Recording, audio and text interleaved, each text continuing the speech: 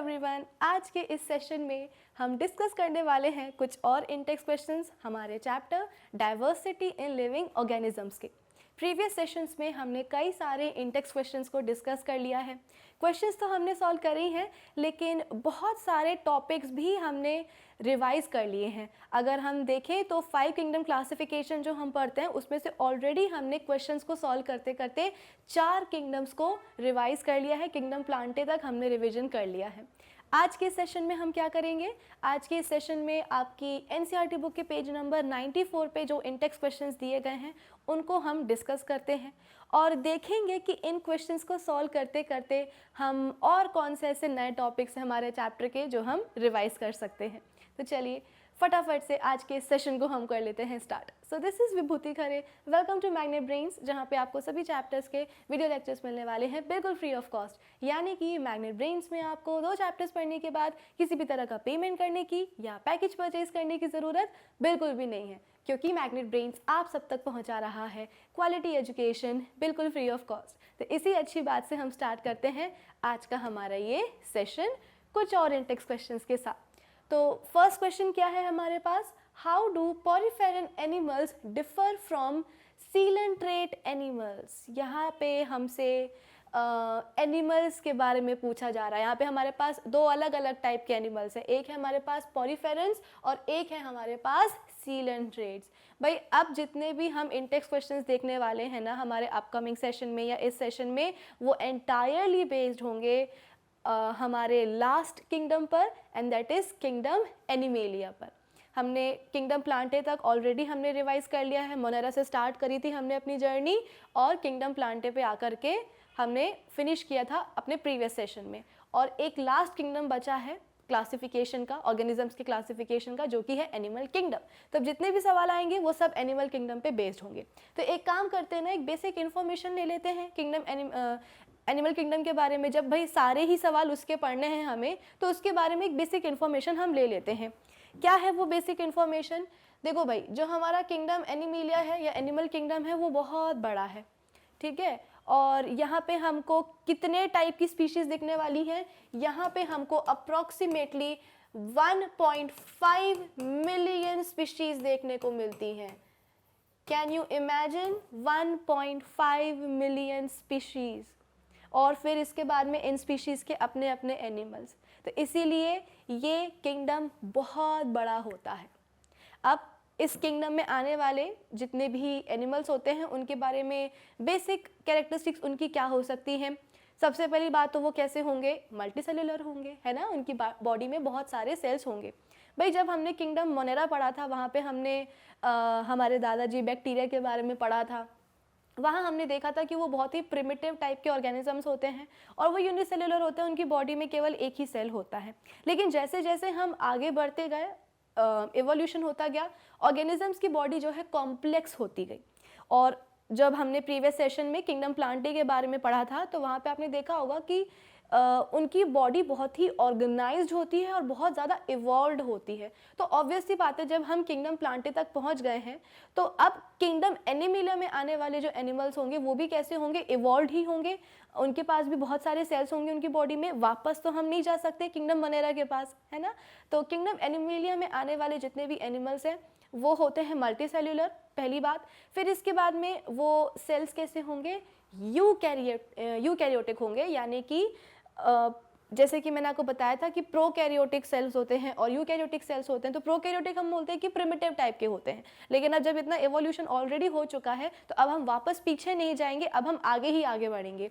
तो एनिमल्स जो होते हैं उनके बॉडी में बहुत सारे सेल्स होते हैं, पहली बात। और ये सभी सेल्स कैसे होते हैं? यूकैरियोटिक सेल्स होते हैं। अब जब बात आती है एनिमल्स की, तो एनिमल्स की बॉडी में कौन से सेल होंगे? एनिमल सेल्स होंगे, राइट। तो ये एनिमल सेल्स कैसे होते हैं? आपको याद है हमने डिफरेंस पढ़ा था प्लांट और एनिमल सेल्स के बीच में कि एनिमल सेल में सबसे पहले तो सेल वॉल नहीं होगी, प्लांट सेल में सेल वॉल होती है, एनिमल सेल में नहीं होगी। एनिमल सेल में हम बोलते हैं कि क्लोरोफिल भी नहीं होता है, प्लांट्स में होता है, तभी तो वो अपना खाना खुद सिंथेसाइज कर सकते हैं ना, क्लोरोफिल है उनमें। लेकिन हमारे पास तो है नहीं क्लोरोफिल हमारे सेल्स में, तो फिर हम अपना खाना कैसे सिंथेसाइज करेंगे? हमारे बॉडी के पास अपनी पर्सनल कोई किचन नहीं होती है। तो एनिमल सेल्स में क्लोरोफिल नहीं होगा, प्लास्टिड नहीं होगा। और हम बोलते हैं कि सेंट्रल वैक्यूल भी नहीं होगा। याद है आपको, हमने पढ़ा था ये कि प्लांट सेल में एक बड़ा सा सेंट्रल वैक्यूल होता है कुछ इस तरीके का। ये प्लांट सेल है, ये सेल वॉल हो गई, सेल मेम्ब्रेन हो गई, और बीच में कुछ इस तरीके का एक बड़ा सा सेंट्रल वैक्यूल होता है। लेकिन जब हम बात करेंगे एनिमल सेल की तो एज सच सेंट्रल वैक्यूल, ये नहीं है मतलब कि वैक्यूल्स ही नहीं होंगे, वैक्यूल्स होंगे, छोटे छोटे होंगे और साइटोप्लाज्म में स्कैटर्ड होंगे, लेकिन ऐसा सेंट्रल वैक्यूल एनिमल सेल्स में दिखाई नहीं देता है। और फिर इसके बाद में जब हम बात करते हैं एनिमल्स की, तो एनिमल्स हम बोलते हैं कि लोकोमोशन शो कर सकते हैं, यानी कि अपनी एक जगह से दूसरी जगह में वो जा सकते हैं। तो मोस्टली एनिमल्स कैसे होते हैं, मोटाइल होते हैं, और कुछ एनिमल्स ऐसे भी होते हैं जो कि सेसाइल होते हैं, यानी कि पूरी ज़िंदगी अपनी एक ही फिक्स पोजीशन पे रह करके बिता देते हैं। अगर आपने देखा होगा कोरल्स को, ओशन बेड्स पे जो है ना प्रेजेंट होते हैं, नीचे एकदम बॉटम में, वो जो कोरल्स होते हैं वो बहुत बड़े हो सकते हैं, छोटे हो सकते हैं, कलरफुल होते हैं, है ना। वो कोरल्स हमेशा अपनी ही एक फिक्स पोजीशन पे रहते हैं। तो मोस्टली एनिमल्स कैसे होते हैं, मोटाइल होते हैं, एक से दूसरी जगह जा सकेंगे, लेकिन कुछ ऐसे भी होते हैं जो कि सेसाइल होंगे, पूरी ज़िंदगी अपनी एक ही जगह पे बिता देंगे। फिर इसके बाद में अगर हम बात करेंगे रिप्रोडक्शन की, तो एसेक्सुअल रिप्रोडक्शन भी हो सकता है। जो लोअर फॉर्म्स होते हैं ना, वहाँ पे एसेक्सुअल रिप्रोडक्शन हो जाएगा, और वरना तो फिर सेक्सुअल रिप्रोडक्शन होता है, गैमेट्स बनते हैं, हैप्लॉइड गैमेट्स, फिर फ्यूजन होता है, जाइगोट बनेगा, एम्ब्रियो बनेगा, फिर ये एम्ब्रियो फर्दर एक न्यू लिविंग ऑर्गेनिज्म में डेवलप हो जाएगा। तो ये कुछ बहुत ही बेसिक कैरेक्टर्स थे किंगडम एनिमिलिया में आने वाले एनिमल्स की।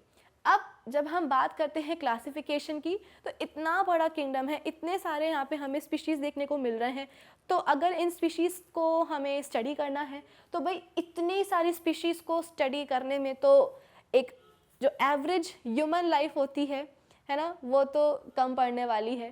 तो क्या करना पड़ेगा, किंगडम एनिमिलिया को फर्दर हमें कुछ और कैटेगरीज में डिवाइड करना पड़ेगा अपनी स्टडी को ईजी करने के लिए।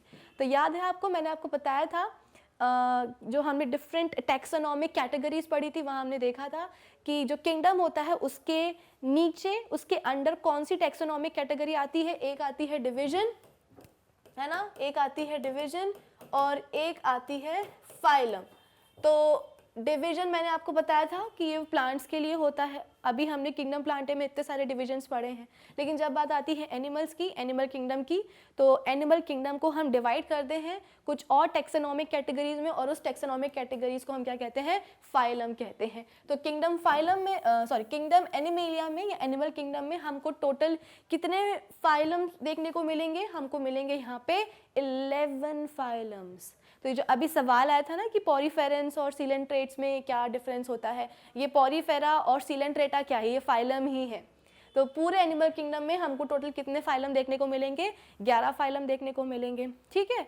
फिर इसके बाद में एक लास्ट फाइलम आता है जिसको हम कॉर्डेटा बोलते हैं, और ये जो फाइलम होता है कॉर्डेटा, इसको फर्दर 2 सब फाइलम में डिवाइड किया जाता है। मैं यहाँ पे लिख देती हूँ, लास्ट हमारा एक हम पढ़ेंगे कॉर्डेटा फाइलम, और इसको अगेन 2 सब फाइलम में डिवाइड कर दिया जाता है, जिसको हम क्या कहते हैं, प्रोटोकॉर्डेट्स, ठीक है, इनको हम बोलते हैं प्रोटोकॉर्डेट्स। और जो दूसरा वाला सब फाइलम है उसमें आते हैं वर्टिब्रेट्स। कौन आएंगे, वर्टिब्रेट्स। और फिर इन वर्टिब्रेट्स को फर्दर हम डिवाइड करते हैं किसमें, बहुत सारी क्लासेस में।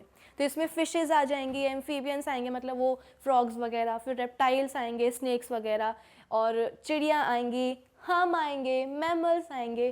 तो मैमल्स कहाँ आते हैं, मैमल्स हम बोलते हैं कि वर्टिब्रेट्स की कैटेगरी में आते हैं। तो क्या आपको पूरा क्लासिफिकेशन समझ में आया। मैंने आपको बताया कि एनिमल किंगडम बहुत बड़ा है। फर्दर इस एनिमल किंगडम को हम डिफरेंट फाइला में डिवाइड करते हैं। तो हमारे पास टोटल कितने फाइला होते हैं, 11 फाइला होते हैं, ठीक है। और जो एक लास्ट फाइला होता है, फाइलम, जिसको हम कॉर्डेटा बोलते हैं, इसको फर्दर हम 2 सब फाइलम्स में डिवाइड कर देते हैं। एक होते हैं प्रोटोकॉर्डेट्स और एक होते हैं वर्टिब्रेट्स। वर्टिब्रेट्स को फिर हम फर्दर बहुत सारी क्लासेस में डिवाइड करते हैं, एम्फीबिया, रेप्टिलिया, एव्स, मैमल्स, ये सब, इसमें फिशेस भी आती। आई होप पूरा क्लासिफिकेशन आपको समझ में आ गया होगा। अब जब भी हम बात करते हैं क्लासिफिकेशन की, तो यार क्लासिफिकेशन मतलब क्या होता है, कैटेगराइजेशन, है ना। तो किसी ना किसी बेसिस पे कैटेगराइजेशन होता है। ऐसी हवा में हम थोड़ी ना कर देते हैं कैटेगराइजेशन, कोई ना कोई बेसिस तो होता है। तो कौन से हो सकते हैं वो पॉइंट्स जिनको हम बेसिस बना करके किंगडम एनिमेलिया को इतने सारे फाइला में डिवाइड कर देते हैं? तो टोटल अगर मैं आपको बताऊं तो होते हैं 7 पॉइंट्स, ठीक है। 7 पॉइंट्स ऐसे हैं, 7 फीचर्स ऐसे हैं जिनके बेसिस पे पूरे के पूरे एनिमल किंगडम को हम कई सारे फाइला में डिवाइड करते हैं। तो सबसे पहला अगर मैं आपसे बोलूं बेसिस क्या होगा या पॉइंट क्या होगा, तो वो होने वाला है बॉडी ऑर्गेनाइजेशन, ठीक है। कौन सा होगा? Body organisation. अब इसका क्या मतलब है? इसका मतलब है ये कि एनिमल की बॉडी के अंदर सेल्स का ऑर्गेनाइजेशन कैसा है। 3 टाइप के होते हैं, या तो सेलुलर होगा या टिश्यू लेवल होगा, सॉरी 4 होते हैं, या तो सेलुलर लेवल का होगा या टिश्यू लेवल का होगा या ऑर्गन्स लेवल का होगा या ऑर्गन सिस्टम लेवल का होगा, ठीक है। अगर हम बात करेंगे लोअर फाइलम्स की तो वहाँ पे आपको देखने को मिलेगा सेलुलर ग्रेड ऑफ ऑर्गेनाइजेशन या सेलुलर लेवल ऑफ ऑर्गेनाइजेशन, यानी कि उनकी बॉडी में बेसिकली वहाँ एक ही फाइलम में, जिसको हम पॉरीफेरेंस बोलते हैं, अभी हम उनके बारे में भी पढ़ेंगे। तो पॉरीफेरेंस जो होते हैं या पॉरीफेरा फाइलम जो होता है, उनके एनिमल्स में आपको सेलुलर ग्रेड का ऑर्गेनाइजेशन मिलने वाला है, यानी कि उसके पास सेल्स तो होंगे, बहुत सारे सेल्स होंगे। हमने बेसिक कैरेक्टर क्या पढ़ा है किंगडम एनिमल्स का, कि ऑर्गेनिजम्स कैसे होते हैं, एनिमल्स कैसे होते हैं, मल्टी सेलुलर होते हैं। तो पॉरीफेरेंस भी कैसे होते हैं? मल्टी सेलुलर होते हैं, लेकिन उनके पास सिर्फ और सिर्फ सेल्स ही होते हैं बहुत सारे, यानी कि सेल्स कंबाइन होकर के टिश्यूज नहीं बनाते हैं। तो मोर और लेस हम बोलते हैं कि ये सेल्स ही क्या करते हैं, सारी असेंशियल लाइफ प्रोसेसेस इंडिपेंडेंटली या थोड़े बहुत ग्रुप बना करके क्या करते हैं, लाइफ प्रोसेसेस परफॉर्म करते हैं। तो जब हम बात करते हैं लोअर फाइलम की, तो वहाँ पे हमको सेलुलर ग्रेड का ऑर्गेनाइजेशन मिलेगा, सेलुलर लेवल का हमको ऑर्गेनाइजेशन मिलेगा। फिर इसके बाद में जैसे जैसे हम आगे बढ़ते हैं, तो जब हम आगे बढ़ेंगे तो ये सेल्स क्या करेंगे, एनिमल्स की बॉडी में टिश्यू बना लेंगे, तो फिर हमको टिश्यू लेवल का ऑर्गेनाइजेशन मिलेगा। फिर और आगे जाएंगे, जब हम अपने एनिमल किंगडम में हायर फाइलम्स की तरफ जाएंगे, तो वहाँ पे हम देखेंगे कि टिश्यू क्या कर रहे हैं, मिलके ऑर्गन्स बना रहे हैं। तो कुछ ऑर्गन्स आपको एनिमल्स में देखने को मिल जाएंगे। और फिर और आगे जाएंगे, अगर हम बात करें हमारी, तो हमारे पास organ system level of organisation है। हमारे पास पूरे के पूरे ऑर्गन्स तो हैं, लेकिन ये ऑर्गन्स क्या करते हैं, ऑर्गन सिस्टम भी बना लेते हैं। जैसे कि हमारा डाइजेस्टिव सिस्टम, इसमें स्टमक है ना, इसमें इंटेस्टाइन है, इसमें लार्ज इंटेस्टाइन है, इसमें एलिमेंट्री कैनाल इतनी लंबी है। तो ऑर्गन्स तो बहुत सारे हैं, लेकिन ये ऑर्गन्स क्या करते हैं, मिल करके एक सिस्टम बना लेते हैं and together as a unit काम करते हैं। तो फर्स्ट बेसिस क्या हुआ क्लासिफिकेशन का, बॉडी ऑर्गेनाइजेशन, कि सेलुलर लेवल का ऑर्गेनाइजेशन है, टिश्यू लेवल का है, और ऑर्गन लेवल का है, या ऑर्गन सिस्टम लेवल का है। आई होप इतना सबको क्लियर हो गया होगा। फिर इसके बाद में हम बात करते हैं किसकी, ये तो हुआ फर्स्ट। इसके बाद में हम बात करते हैं नोटोकॉर्ड की।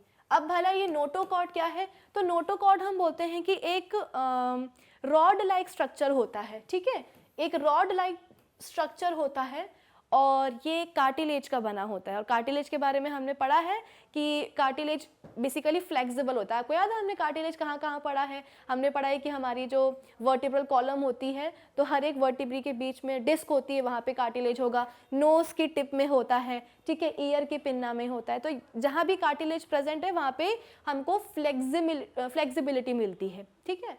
तो ये जो हम जिस नोटोकॉर्ड की बात कर रहे हैं, वो एक रॉड लाइक स्ट्रक्चर होता है, कार्टिलेज का बना होता है, तो जाहिर है क्या होगा, फ्लेक्सिबल होगा। और ये कहाँ प्रेजेंट होता है, एनिमल की बॉडी के डॉर्सल साइड में।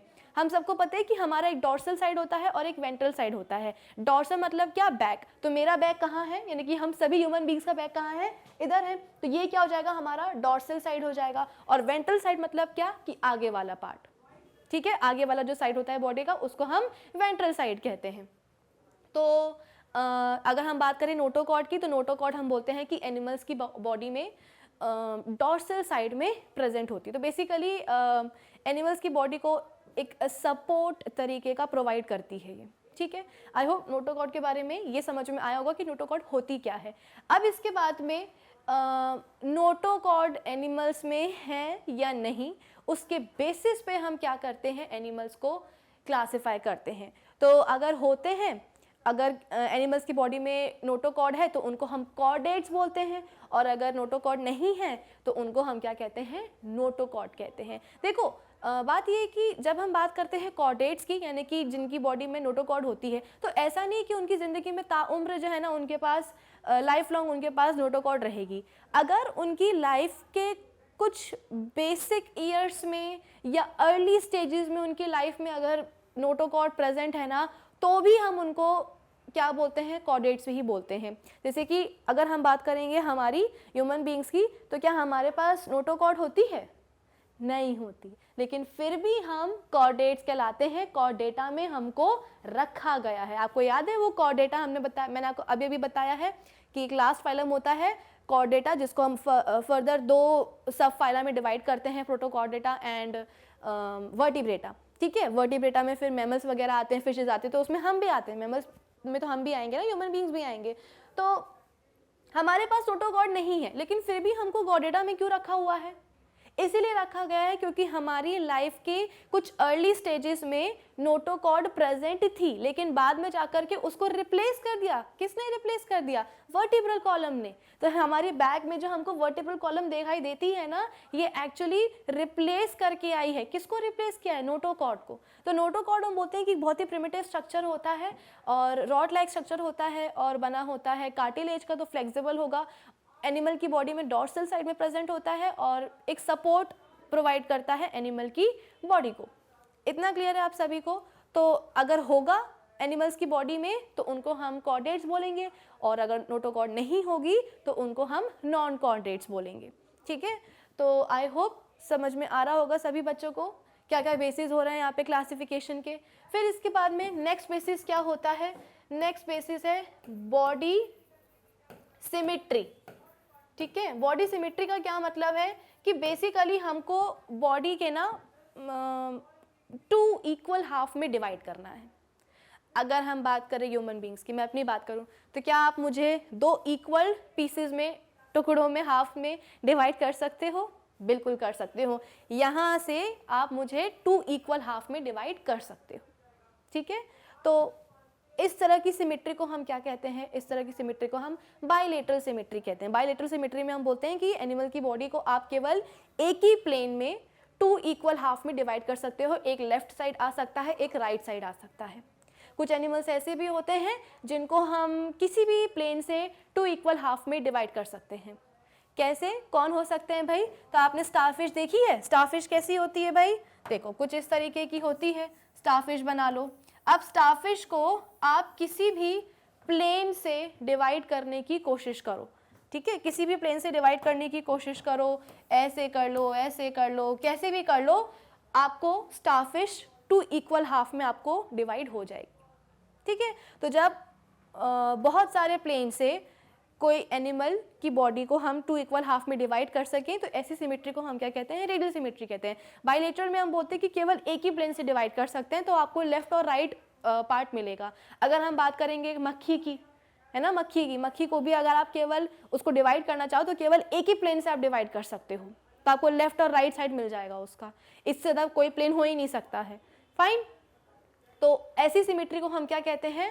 बाइलेटरल सिमेट्री कहते हैं, जहाँ पे बॉडी को केवल एक ही प्लेन से डिवाइड किया जा सकता हो 2 इक्वल हाफ में। रेडियल में हम बोलते हैं कि बहुत सारे कई प्लेन से हम एनिमल की बॉडी को डिवाइड कर सकते हैं 2 इक्वल हाफ में। और फिर इसके बाद में एक होती है एसिमेट्री, यानी कि कुछ ऐसे भी एनिमल्स होते हैं जिनको हम डिवाइड कर ही नहीं सकते हैं, किसी भी प्लेन से नहीं कर सकते, 1 2 3 किसी भी प्लेन से नहीं कर सकते, तो ऐसे एनिमल्स को हम एसिमेट्रिकल एनिमल्स कहते हैं। ठीक है, फिर इसके बाद में अब ये 3 बेसिस हो गए। फिर इसके बाद में एक और आता है बेसिस, जिसको हम क्या कहते हैं? Body cavity. ठीक है, बॉडी कैविटी का एक बहुत अच्छा सा नाम भी होता है, जिसे हम क्या कहते हैं? सीलोम। क्या कहेंगे भाई? सीलोम कहेंगे। सीलोम क्या होता है? बॉडी कैविटी, बॉडी वॉल और जो हमारा आप बोल सकते हो कि जो एलिमेंट्री कैनाल होती है, ठीक है, उसके बीच में जो जगह होती है उसे हम क्या कहते हैं? सीलोम कहते हैं या बॉडी कैविटी कहते हैं। तो उसके बेसिस पे कि सीलोम है या नहीं है, उसके बेसिस पे भी एनिमल्स को डिवाइड किया जाता है। आगे हम कैरेक्टर्स पढ़ने वाले हैं। तो एक होते हैं ए सीलोमेट। ए सीलोमेट में हम बोलते हैं कि सीलोम होता ही नहीं है, ठीक है।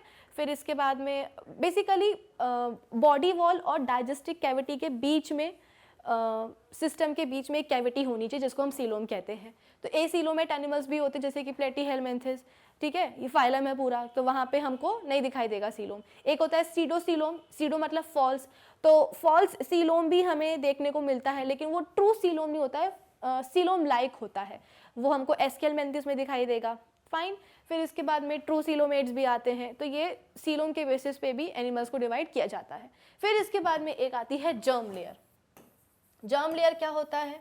देखो, जर्म लेयर में हम बोलते हैं कि हम सबको पता है कि एनिमल्स कैसे बनते हैं, जाइगोट बनता है और जाइगोट फिर एम्ब्रियो में डेवलप होता है, ठीक है। जब जाइगोट का एम्ब्रियो में डेवलपमेंट होता है तो बेसिकली होता क्या है, नंबर ऑफ सेल्स इंक्रीज हो जाते हैं, है ना, नंबर ऑफ सेल्स इंक्रीज हो जाते हैं। तो आप बोल सकते हो कि एक सेलुलर मास बन जाता है, बहुत सारे सेल्स का एक मास बन जाता है। देखो, इसको हम क्या बोल सकते हैं, इसको हम एक एम्ब्रियो बोल सकते हैं, इसमें बहुत सारे सेल्स होते हैं, ये एक सेलुलर मास होता है। अब ये जितने भी सेल्स होते हैं ना, इनका नंबर और इंक्रीज होता जाता है ना, नंबर इंक्रीज होगा तभी तो फिर डेवलपमेंट पॉसिबल है। एम्ब्रियो से फिर एक लिविंग ऑर्गेनिज्म, एक एनिमल कैसे बन पाएगा? तो ये जितने भी सेल्स होते हैं ना, ये आपस में अरेंज होकर के, अलाइन होकर के 3 लेयर्स बना लेते हैं। कौन कौन सी? एक को हम कहते हैं एक्टोडर्म, एक को हम कहते हैं एंडोडर्म और एक को हम कहते हैं मीजोडर्म, ठीक है। और इन तीनों लेयर्स को हम क्या कहते हैं? जर्म लेयर्स कहते हैं। और हमारी बॉडी के जितने भी ऑर्गन्स हैं, जो भी कुछ है ना, वो सब इन 3 लेयर्स से ही डिराइव होते हैं। हम आगे जाकर के पढ़ेंगे कि इसका ओरिजिन कैसा है, एक्टोडर्मल है, ये एक्टोडर्म से बना है ना। ब्रेन कैसे बना है, मीजोडर्म से बना है, एंडोडर्म से बना है, एक्टोडर्म से बना है, ये सब चीज़ें हम आगे जाकर के पढ़ेंगे। तो जर्म लेयर्स आप सभी को समझ में आई कि जाइगोट से बनता है एम्ब्रियो, एम्ब्रियो में फिर बहुत सारे सेल्स आ जाते हैं।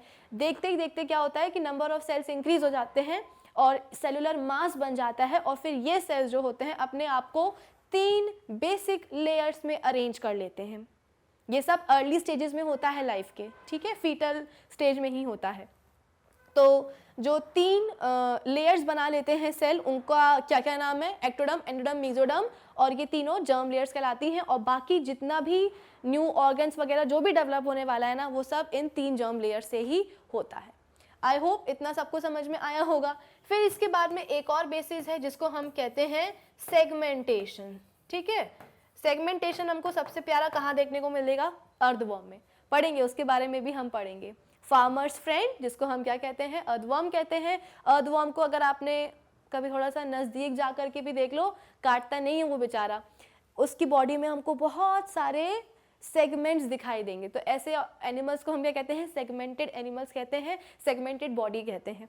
तो सेगमेंटेशन है या नहीं है, उसके बेसिस पे।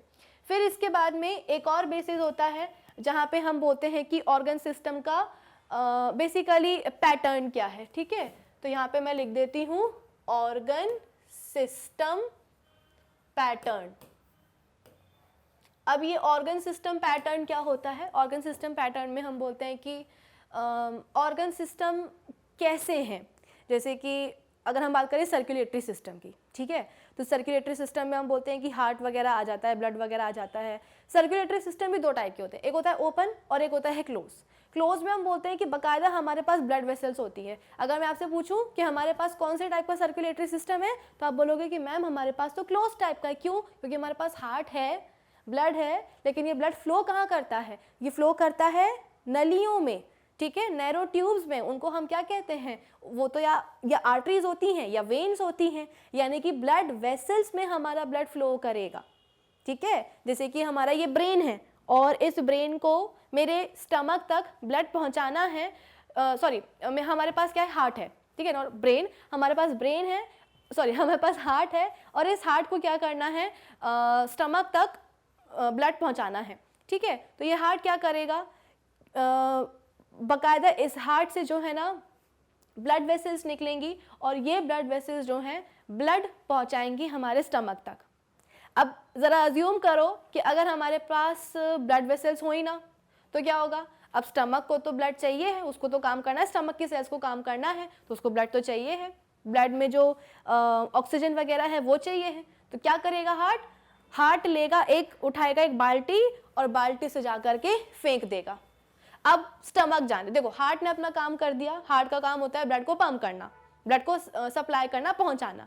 अब ब्लड वेसल्स थी नहीं तो उसने क्या किया, उठाई बाल्टी और फेंक दिया। तो अब स्टमक के ऊपर है कि कितना ब्लड उसके पास पहुंचा है, कितना नहीं पहुंचा है, हार्ट ने अपना काम कर दिया। तो ऐसे टाइप के सर्कुलेटरी सिस्टम को हम क्या कहेंगे, ओपन टाइप का बोलेंगे, जहाँ पे ब्लड वेसल्स नहीं होती हैं। हार्ट है, ब्लड है, ऑर्गन्स हैं, लेकिन ऑर्गन्स तक पहुंचाने के लिए जो पाइपलाइंस होनी चाहिए वो नहीं होती हैं। तो क्या होगा, हार्ट जो है अपना काम तो करेगा, ब्लड तो पंप करेगा और ऑर्गन्स तक बाल्टी से जो है ब्लड फेंक देगा। अब कितना पहुंच रहा है, क्या पहुंच रहा है, कम पहुंच रहा है, ज़्यादा पहुंच रहा है, कितने प्रेशर से पहुंच रहा है, वो हार्ट की रिस्पॉन्सिबिलिटी नहीं होती है। तो ऐसे टाइप के सर्कुलेटरी सिस्टम को हम क्या कहते हैं, ओपन टाइप का कहते हैं। और हमारे पास क्या है, क्लोज टाइप का है। ठीक है, आप इसको ऐसे रिलेट कर सकते हो कि आपने एक तरफ आपको पौधों में पानी डालना है तो एक तरफ आपने क्या किया है, बाल्टी से पानी डाला है, और दूसरी तरफ आपके भाई ने क्या किया है, बाकायदा पाइप लगाया टैप में, नल में, और फिर पाइप से जो है सिंचाई करी है। तो फर्क है दोनों में, बाल्टी से पानी झोंकने में और पाइप से सिंचाई करने में। पाइप से जब आप सिंचाई करोगे तो जितने जो भी पौधे हैं, जिस पौधे को जितना पानी चाहिए आप उतना दे पाओगे, लेकिन जब आप बाल्टी से पानी फेंकोगे तो किस पौधे को कितना पानी मिला है, अगर कोई दूर है तो हो सकता है उसको पानी मिले ही ना, तो कितना पानी मिला, किस प्रेशर पे मिला, वो आपकी जिम्मेदारी नहीं है। ठीक है, तो ऑर्गन सिस्टम का बेसिकली अरेंजमेंट कैसा होता है, या बोल सकते हो कि पैटर्न क्या होता है। तो ये कुछ बेसिस हैं, काउंट करो कितने हैं, 1 2 3 4 5 6 7, तो ये 7 बेसिस हैं जिसके ऊपर हम बोलते हैं कि एनिमल किंगडम को बहुत सारे फिर फर्दर फाइला में डिवाइड किया जाता है, 11 फाइलम। आई होप इतना पूरा सबको समझ में आ गया होगा कि भाई एनिमल किंगडम आया कहाँ से है। एनिमल किंगडम में आने वाले एनिमल्स के बेसिक कैरेक्टर्स के बारे में हमने डिस्कशन कर लिया, फिर इसके बाद में क्लासिफिकेशन देख लिया। देखो मैंने अभी आपको बता दिया है कि टोटल हमारे पास एनिमल किंगडम में 11 फाइला होते हैं, और जो आखिरी वाला फाइलम है कॉर्डेटा, उसको फिर फर्दर 2 सब फाइलम में डिवाइड किया जाता है। ठीक है, प्रोटोकॉर्डेटा और कॉर्डेटा। कॉर्डेटा में हम वर्टिब्रेटा में हम बोलते हैं कि फिर सारे क्लासेस आते हैं, एज, एम्फीबियंस, रेप्टाइल्स, मैमल्स, ये सब आते हैं। अब हमारे इंटेक्स क्वेश्चन में जिस भी फाइलम को मेंशन किया जाएगा उस फाइलम के बारे में हम तुरंत उसी समय पढ़ लेंगे। ठीक है, तो जैसे अभी हमारे पास सवाल था कि पॉरीफेरेंस और सीलेंट्रेट में क्या डिफरेंस होता है, तो यहाँ पे हमसे 2 फाइलम के बारे में पूछा गया है, 2 फाइला के बारे में पूछा गया है, पॉरीफेरा और सीलेंट्रेटा। तो इन दोनों के बारे में हम पढ़ लेंगे। तो रास्ते में जो जितने भी फाइलम आते जाएंगे ना, उन सबको हम निपटाते जाएंगे। आई होप इतना सब बच्चों को क्लियर है। तो हमने बेसिक कैरेक्टर्स पढ़ लिए किंगडम एनिमल में आने वाले एनिमल्स के बारे में, और फिर इसके बाद में उनका क्लासिफिकेशन भी देख लिया है, और क्लासिफिकेशन का बेसिस क्या है वो भी हमने देख लिया है। तो अब हम करते हैं थोड़े से और आगे की बात। अब एक खास बात यहाँ पे ये है कि जैसे कि मैंने आपको बताया कि पूरे एनिमल किंगडम को हम फर्दर क्लासीफाई करते हैं, डिवाइड करते हैं टोटल 11 फाइला में। तो कुछ किताबों में, इनफैक्ट हमारी NCERT में भी आपको देखने को मिलेंगे कि टोटल फाइला कितने हैं, 9 हैं। ठीक है, कॉर्डेटा तक आपको आपकी NCERT बुक में 9 फाइला दिखाई देंगे। तो फिर बाकी के 2 क्या हुए, बाकी के 2 फाइला का क्या हुआ। एक्चुअली एक फाइलम होता है हेमिकॉर्डेटा, ठीक है, एक होता है हेमिकॉर्डेटा, और ये वाला जो फाइलम है ये कॉर्डेटा फाइलम के पहले आता है। तो कुछ कैरेक्टरिस्टिक्स इसके ऐसे होते हैं, यानी कि हेमिकॉर्डेटा में आने वाले जो एनिमल्स हैं इसमें बेलेनोग्लॉसिस वगैरह आते हैं। तो इनके बेसिकली हेमिकॉर्डेटा में आने वाले जो एनिमल्स होते हैं उनके पास कॉर्डेट्स जैसे कुछ कैरेक्टरिस्टिक्स होते हैं, लेकिन सारे भी नहीं होते हैं कि उनको उठा करके हम कॉर्डेट्स में ही रख दें। कुछ कुछ कैरेक्टरिस्टिक्स मिलते जुलते होंगे, तो पूरे होंगे नहीं, इसलिए कॉर्डेटा में रख नहीं सकते। इसलिए क्या किया गया, अलग से एक फाइलम बनाया गया और इस फाइलम को नाम दे दिया क्या, हेमिकॉर्डेटा। तो बेलेनोग्लॉसिस वगैरह इसमें आते हैं, फाइन। ये आपके सिलेबस में नहीं है तो हम इसके बारे में बात नहीं करेंगे। ये अगर आपने आगे जा कर के बायोलॉजी ले लिया सब्जेक्ट तो आपको 11th क्लास में डेफिनेटली ये पढ़ने को मिलने वाला है।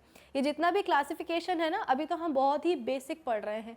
जब हम 11th क्लास में जाएंगे, अगर आप सब्जेक्ट लोगे बायोलॉजी, तो वहाँ पे आपको फिर से ये क्लासिफिकेशन पढ़ना होगा और इस बार थोड़ा सा और डिटेल में पढ़ना होगा, ठीक है। तो प्लांट किंगडम पढ़ना होगा, फिर से एनिमल किंगडम पढ़ना होगा। तो जब हम एनिमल किंगडम पढ़ेंगे ना, तो वहाँ पे आपको ये हेमिचोर्डेटा फाइलम देखने को मिलेगा।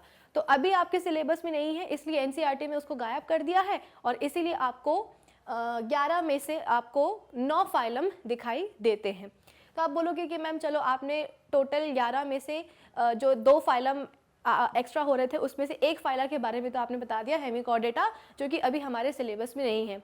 लेकिन फिर दूसरे वाले फाइला का क्या हुआ, दूसरे वाले फाइलम का क्या हुआ? एक्चुअली वो दूसरा वाला फाइलम होता है प्रोटोजोआ। अब आप बोलोगे कि मैम प्रोटोजोआ तो कहीं सुना सुना लग रहा है। बिल्कुल सुना है, हमने प्रोटोजोआ के बारे में पढ़ा है। कहाँ? हमारे किंगडम प्रोटिस्टा में। याद है आपको? हमने सबसे पहले किंगडम पढ़ा था मोनेरा, इसके बाद में हमने पढ़ा था प्रोटिस्टा, फिर फंजा और ये वो इतनी सारी चीज़ें हमने पढ़ी थी। तो किंगडम प्रोटिस्टा में हमने बात करी थी प्रोटोजोआंस की, ठीक है। हुआ क्या था कि जो हमारे प्रोटोजोआंस होते हैं ना, ये पहली बात तो ये कि ये यूकैरियोटिक होते हैं। नहीं, उसकी भी पहले क्या बात है कि ये यूनिसेलुलर होते हैं, यानी कि इनके पास एक ही सेल होता है। फिर इसके बाद में ये सेल भी कैसा होता है? यूकैरियोटिक होता है। इसके बाद में हम बोलते हैं कि इनका हेटेरोट्रोपिक मोड ऑफ न्यूट्रिशन होता है, यानी कि इनके पास कोई क्लोरोफिल वगैरह नहीं रहेगा, ये अपना खाना कुछ सिंथेसाइज नहीं कर सकते हैं, ये हेटेरोट्रोपिक होते हैं। तो 3 बेसिक कैरेक्टरिस्टिक्स होते हैं प्रोटोजोआंस के। पहला ये कि यूनिसेलुलर होंगे, दूसरा ये कि यूकैरियोटिक एनिमल्स होंगे, ऑर्गेनिजम्स होंगे सॉरी, और ये हेटेरोट्रोपिक मोड ऑफ न्यूट्रिशन इनका रहता है। तो ये 2 जो आपको कैरेक्टर्स दिख रहे हैं ना, कि यूकैरियोटिक होना और हेटेरोट्रोपिक होना मोड ऑफ न्यूट्रिशन, इन दोनों कैरेक्टर्स के कारण इनको एनिमल किंगडम में रख दिया गया था। क्योंकि जब अभी हमने एनिमल किंगडम्स में आने वाले जितने भी एनिमल्स हैं उनके हमने कुछ बेसिक कैरेक्टर्स को जब हमने डिस्कस किया था, तो वहाँ पे मैंने आपको बताया था कि एनिमल्स जो भी होंगे वो उनकी सेल्स कैसे होते हैं? यूकैरियोटिक होते हैं, है ना। प्रिमिटिव टाइप के नहीं होंगे सेल्स, एडवांस्ड सेल होंगे, यूकैरियोटिक टाइप के होंगे। प्लस हम बोलते हैं कि हेटेरोट्रोपिक मोड ऑफ न्यूट्रिशन होगा। प्लांट्स की तरह हमारे सेल के पास क्लोरोफिल नहीं होता है, तो हम अपना खाना अपनी बॉडी में खुद सिंथेसाइज नहीं कर सकते हैं, हमको बाहर से लेना पड़ेगा। यानी कि हमारे पास भी क्या है? हेटेरोट्रोपिक मोड ऑफ न्यूट्रिशन है। तो देखो ये दोनों ही कैरेक्टर्स जो कि हमारे पास होते हैं, यानी कि एनिमल्स के पास होते हैं, सेम कैरेक्टरिस्टिक्स हमको प्रोटोजोआंस पे भी देखने को मिले। तो प्रोटोजोआंस को जो है ना अंदर ले लिया गया। फिर इसके बाद में रियलाइज़ हुआ कि अरे यार, ये वाले कैरेक्टरिस्टिक पे तो हमने ध्यान ही नहीं दिया। ये क्या है? ये तो यूनिसेलुलर होते हैं। और एनिमल्स के बारे में तो अभी हमने पढ़ा कि वो कैसे होते हैं? मल्टी सेलुलर होते हैं, है ना। ये हमने पढ़ा है कि वो मल्टी सेलुलर होते हैं। तो फिर अब क्या करें? तो प्रोटोजोआंस को फिर एनिमल किंगडम से हटा दिया गया। तो ओवरऑल हमको मिलते हैं 10 फाइला। पॉरीफेरा से कहानी शुरू हो जाती है, ठीक है, और मैमल्स पे आकर के, क्लास मैमल्स पे आकर के ये कहानी ख़त्म हो जाती है एनिमल किंगडम की, ठीक है। और मैमेलिया क्लास कहाँ आती है? तो कॉर्डेटा फाइलम के अंदर आती है। 11th में जाओगे, हायर स्टैंडर्ड में जाओगे, तो कॉर्डेटा के पहले आपको हेमिचोर्डेटा पढ़ना होगा, जिसमें कि कुछ कैरेक्टरिस्टिक्स आपको कॉर्डेट्स के भी मिलने वाले हैं। बेलेनोग्लोसस वगैरह वहाँ पे आपको मिलेंगे, ठीक है। और फिर ये पूरा क्लासिफिकेशन आपको देखने को मिलेगा, ठीक है। तो 11 फाइला की कहानी क्या है ये मैंने आपको बता दी है। तो अब बच्चे कंफ्यूज नहीं होंगे कि मैम हमारी किताब में तो इतने सारे दिए ही नहीं हैं, कुछ ही दिए हैं। तो वो कुछ क्यों दिए हैं? तो पहले प्रोटोजोआ की कहानी मैंने आपको बता दी कि यूकैरियोटिक और हेटेरोट्रोपिक होने के कारण उसको एनिमल किंगडम में ले लिया था। फिर बाद में रियलाइज़ हुआ कि एनिमल किंगडम में तो सारे मल्टीसेलुलर ऑर्गेनिजम्स आते हैं और ये तो यूनिसेलुलर है, क्या करें? हटाना पड़ेगा। तो फिर हटा दिया। तो टोटल हमारे पास आ गए कितने? 10 फाइला, और उसमें से हमको एक अभी नहीं पढ़ना है। तो हम बात करेंगे 9 फाइला की। आई होप ये क्लियर हो गया होगा सबको, ठीक है। चलो अब हम स्टार्ट करते हैं। जो हमारे सवाल में दिया गया था, सबसे पहले फाइलम पॉरीफेरा उसके बारे में पढ़ लेते हैं और फिर इसके बाद में फाइलम सीलेंट्रेटा के बारे में पढ़ेंगे, ठीक है। तो देखो, पॉरी का मतलब क्या होता है? सबसे पहले तो जो नाम है फाइलम का, उसी को हम डायसेक्ट कर देते हैं। तो जो पॉरी वर्ड है, इसका मतलब होता है पोर्स, या आप यहाँ पे होल्स भी लिख सकते हो, ठीक। और फेरा का मतलब क्या होता है, बेयरर, यानी कि ऐसे एनिमल्स जो कि पोर्स बेयर करते हैं या होल्स बेयर करते हैं, यानी कि उनकी बॉडी में पोर्स ही पोर्स प्रेजेंट होते हैं और होल्स ही होल्स प्रेजेंट होते हैं। तो जब हमारे पास कोई सपोज ऐसा एनिमल आया, ये रहा कोई एनिमल है और उसमें बहुत सारे क्या हैं, पोर्स मुझे दिखाई दे रहे हैं, तो क्या ये मुझे देखने में एक स्पंज जैसा नहीं लगेगा? हमारे जो सोफ़े वगैरह के जो कुशन्स होते हैं वहाँ पे आपने देखा होगा स्पंज लगा होता है, तो स्पंज को आप देखो कितना कंप्रेसिबल होता है, ऑल्दो वो सॉलिड है लेकिन फिर भी वो कंप्रेस हो जाता है ना। हमने पढ़ा है केमिस्ट्री में कि सॉलिड्स की प्रॉपर्टी होती है कि वो इनकम्प्रेसिबल होते हैं, लेकिन स्पंज में इतने सारे छोटे छोटे से होल्स होते हैं और उन होल्स में एयर ट्रैप्ड होती है कि जब हम उनको कंप्रेस करते हैं तो उन होल से एयर बाहर निकल आती है, तो स्पंज जो है कंप्रेस हो जाता है, सॉलिड होने पर भी वो कंप्रेस हो जाएगा। तो वो स्पंज आपने वहाँ पे देखा होगा, है ना। तो यहाँ पे जो हमको एनिमल्स देखने को मिलेंगे, ये इनको हम स्पॉन्जेस ही कहते हैं एग्जैक्टली, ठीक है। इनको हम क्या कहते हैं, स्पॉन्जेस ही कहते हैं। क्यों? क्योंकि ये स्पॉन्जेस जैसे दिखते हैं भाई, इनकी पूरी बॉडी में होल्स ही होल्स रहते हैं और इसीलिए तो फिर इनका नाम ही पड़ गया है क्या, पॉरीफेरेंस, पोर्स बियर करने वाले, होल्स बियर करने वाले, ठीक है। लेकिन हाँ, इसका मतलब ये नहीं कि जो कुशन वगैरह में हमें स्पंज देखने को मिलता है वही पॉरीफेरन है, नहीं नहीं, वो अलग है, ये लिविंग है, ये एनिमल्स होते हैं, ये लिविंग एनिमल्स हैं। इनफैक्ट इनको हम पता है क्या कहते हैं, इनको हम सिंपलेस्ट मल्टी सेलुलर एनिमल्स कहते हैं, ठीक है। इन्हें हम क्या कहते हैं, सिंपलेस्ट मल्टी सेलुलर एनिमल्स। तो ये वो वाले स्पंजेस नहीं हैं सोफ़े के गद्दों में मिलने वाले, कुशन में मिलने वाले, ये लिविंग होते हैं, एनिमल्स होते हैं। और ऑब्वियस सी बात है, किंगडम एनिमेलिया में आ रहे हैं तो मल्टी सेलुलर तो होना ही है, और इनको हम सिंपलेस्ट मल्टी सेलुलर एनिमल्स कहते हैं। क्यों? क्योंकि इनके पास पता है कौन सा ग्रेड या कौन सा लेवल ऑफ ऑर्गेनाइजेशन होता है, बॉडी ऑर्गेनाइजेशन, इनके पास होता है सेल्यूलर वाला, ठीक है, सेल्यूलर ग्रेड या लेवल ऑफ ऑर्गेनाइजेशन। इसका मतलब क्या है कि ऑब्वियस सी बात है, बता दिया मैंने आपको कि मल्टी सेलुलर एनिमल्स होते हैं, एनिमल की बॉडी में बहुत सारे सेल्स होते हैं, लेकिन ये जो सेल्स होते हैं ना, ये ग्रुप्स में कंबाइन होकर के टिश्यूज़ फॉर्म नहीं करते हैं। तो जब टिश्यूज़ फॉर्म नहीं करेंगे तो क्या होगा भाई, जैसे कि मैंने आपको बताया कि ये लिविंग है ना, लिविंग एनिमल्स हैं, तो असेंशियल लाइफ प्रोसेसेस तो करनी ही पड़ेंगी, रेस्पिरेशन करना पड़ेगा, रिप्रोडक्शन करना पड़ेगा, एक्सक्रीशन करना पड़ेगा, डाइजेशन करना पड़ेगा, खाने को लेके आना पड़ेगा, और ये असेंशियल लाइफ प्रोसेसेस तो परफॉर्म करनी ही पड़ेंगी। तो फिर जब टिश्यूज़ ही नहीं है तो फिर क्या होगा, तो कोई बात नहीं, सेल्स तो है ना, तो ये सेल्स ही क्या करते हैं, इंडिपेंडेंटली बिना टिश्यूज़ को बनाए जितनी भी असेंशियल लाइफ प्रोसेसेस हैं वो परफॉर्म करते हैं एनिमल की बॉडी को लिविंग स्टेट में रखने के लिए, उसको ज़िंदा रखने के लिए, ठीक है। आई होप ये समझ में आ गया होगा सबको। तो इनको हम सिंपलेस्ट मल्टी सेलुलर एनिमल्स क्यों कहते हैं, क्योंकि इनके पास सेलुलर ग्रेड ऑफ ऑर्गेनाइजेशन होता है। बॉडी ऑर्गेनाइजेशन कैसा होगा, सेलुलर लेवल का होगा, सिर्फ और सिर्फ सेल्स होंगे, और यही सेल्स इंडिपेंडेंटली या टुगेदर एज अ यूनिट काम करके कोई भी असेंशियल लाइफ प्रोसेसेस ये परफॉर्म करते हैं, ठीक है। फिर इसके बाद में नेक्स्ट पॉइंट क्या है, नेक्स्ट पॉइंट ये है कि ये एक्सक्लूसिवली एक्वेटिक होते हैं। एक्सक्लूसिवली एक्वेटिक का मतलब क्या होता है कि ये सिर्फ और सिर्फ हमको पानी में दिखाई देंगे, कहीं और दिखाई नहीं देंगे। तो यहाँ पे मैं लिख देती हूँ कि ये कैसे होते हैं, एक्वेटिक होते हैं। कुछ मोस्टली कैसे होंगे, ये पानी में तो मिलेंगे लेकिन मोस्टली कैसे होंगे, मरीन वाटर में लिखेंगे, यानी कि जो सी वाटर होता है। मरीन का मतलब क्या होता है कि ऐसा पानी जिसमें नमक का कॉन्सेंट्रेशन ज़्यादा हो, तो सी वाटर में हमको ये मोस्टली देखने को मिलते हैं। तो हम बोल सकते हैं कि एक्वेटिक है लेकिन मोस्टली कैसे होंगे, मरीन होंगे। लेकिन कुछ फ्रेश वाटर भी होते हैं, एक्सेप्शंस तो भाई कोई ना कोई एक होता है ना, नमूना आ ही जाता है, तो फ्रेश वाटर में भी देखने को मिलेंगे, ठीक है। फ्रेश वाटर वाले कौन से होते हैं, एक होता है स्पॉन्जिला, फेमस एग्जांपल है इसलिए हमको याद रखना है, ठीक है। और एक्सेप्शन भी हैं क्योंकि हम बोलते हैं कि मोस्टली कैसे हैं, मरीन वाटर में देखने को मिलेंगे। लेकिन अगर हम बात करेंगे फ्रेश वाटर की, तो स्पॉन्जिला एक ऐसा पॉरीफेरन है जो कि फ्रेश वाटर में हमें मिलता है, ठीक है। तो हैबिटेट के बारे में मैंने आपको बता दिया। और इनको ना थोड़ा सा ठंडा पानी प्रेजेंट होता है, गर्म पानी इनको अच्छा नहीं लगता है। फिर इसके बाद में हम बोलते हैं कि मोस्टली ये कैसे होते हैं, सेसाइल होते हैं। बताया था सेसाइल का मतलब क्या होता है कि ये अपनी ही एक फिक्स पोजीशन पे रह करके पूरी अपनी लाइफ बिता देते हैं।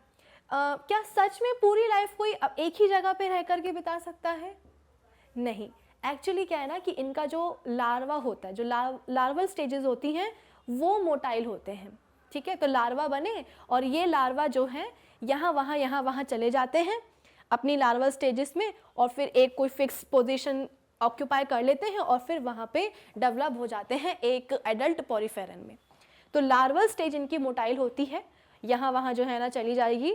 और अच्छी बात है, यहाँ वहाँ जाने से क्या होगा कि इनकी कॉलोनीज जो होंगी वो पूरे आप बोल सकते हो कि पानी में बिखर जाएंगी, है ना। कॉलोनीज इनकी बड़ी होती जाएंगी, सिर्फ एक ही रीजन में रिस्ट्रिक्टेड नहीं है, कई सारे रीजन्स में हमको ये पॉरीफेरन्स फिर देखने को मिलेंगे। तो जो लार्वल स्टेजेस हैं वो मोटाइल होती है, वरना ये कैसे होते हैं, सेसाइल होते हैं, सबस्ट्रेटम से अपने जुड़े हुए रहते हैं। आई होप ये वाला कैरेक्टरिस्टिक भी सबको समझ में आया होगा।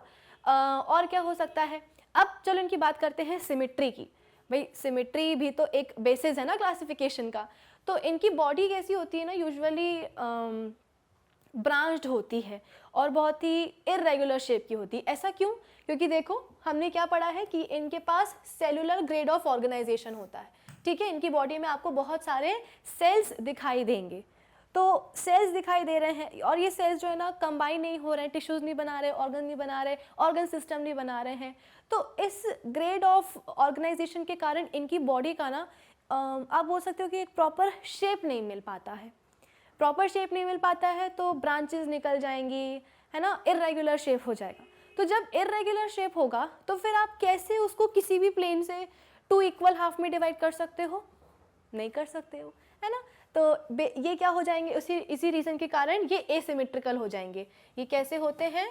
एसिमेट्रिकल हो जाते हैं क्योंकि इनके पास इनकी बॉडी कैसी होती है, आप बोल सकते हो कि इरेगुलर शेप की होती है, ठीक है। कुछ ऐसे भी होते हैं जैसे कि आपको यहाँ पे दिखाई दे रहा होगा, ये कैसे है, सिलेंड्रिकल है। तो सिलेंड्रिकल होने के कारण हो सकता है कि इनके पास एक सिमेट्री आ भी जाए, राइट। तो रेडियल सिमेट्री इनके पास आ सकती है। भाई सिलेंडर को आप 2 इक्वल हाफ में किसी भी प्लेन से डिवाइड कर सकते हो।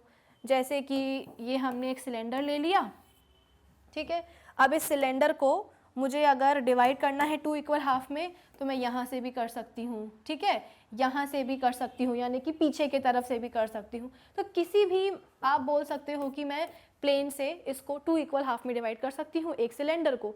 तो इसीलिए हम बोलते हैं कि सिलेंड्रिकल स्ट्रक्चर्स में, शेप्स में हमें रेडियल सिमेट्री दिखाई देगी। तो मोस्टली एसिमेट्रिकल होते हैं, इरेगुलर इनकी बॉडी रहती है, बॉडी शेप, लेकिन कुछ कुछ सिलेंड्रिकल होते हैं तो वहाँ पे रेडियल सिमेट्री आ जाती है, ठीक है।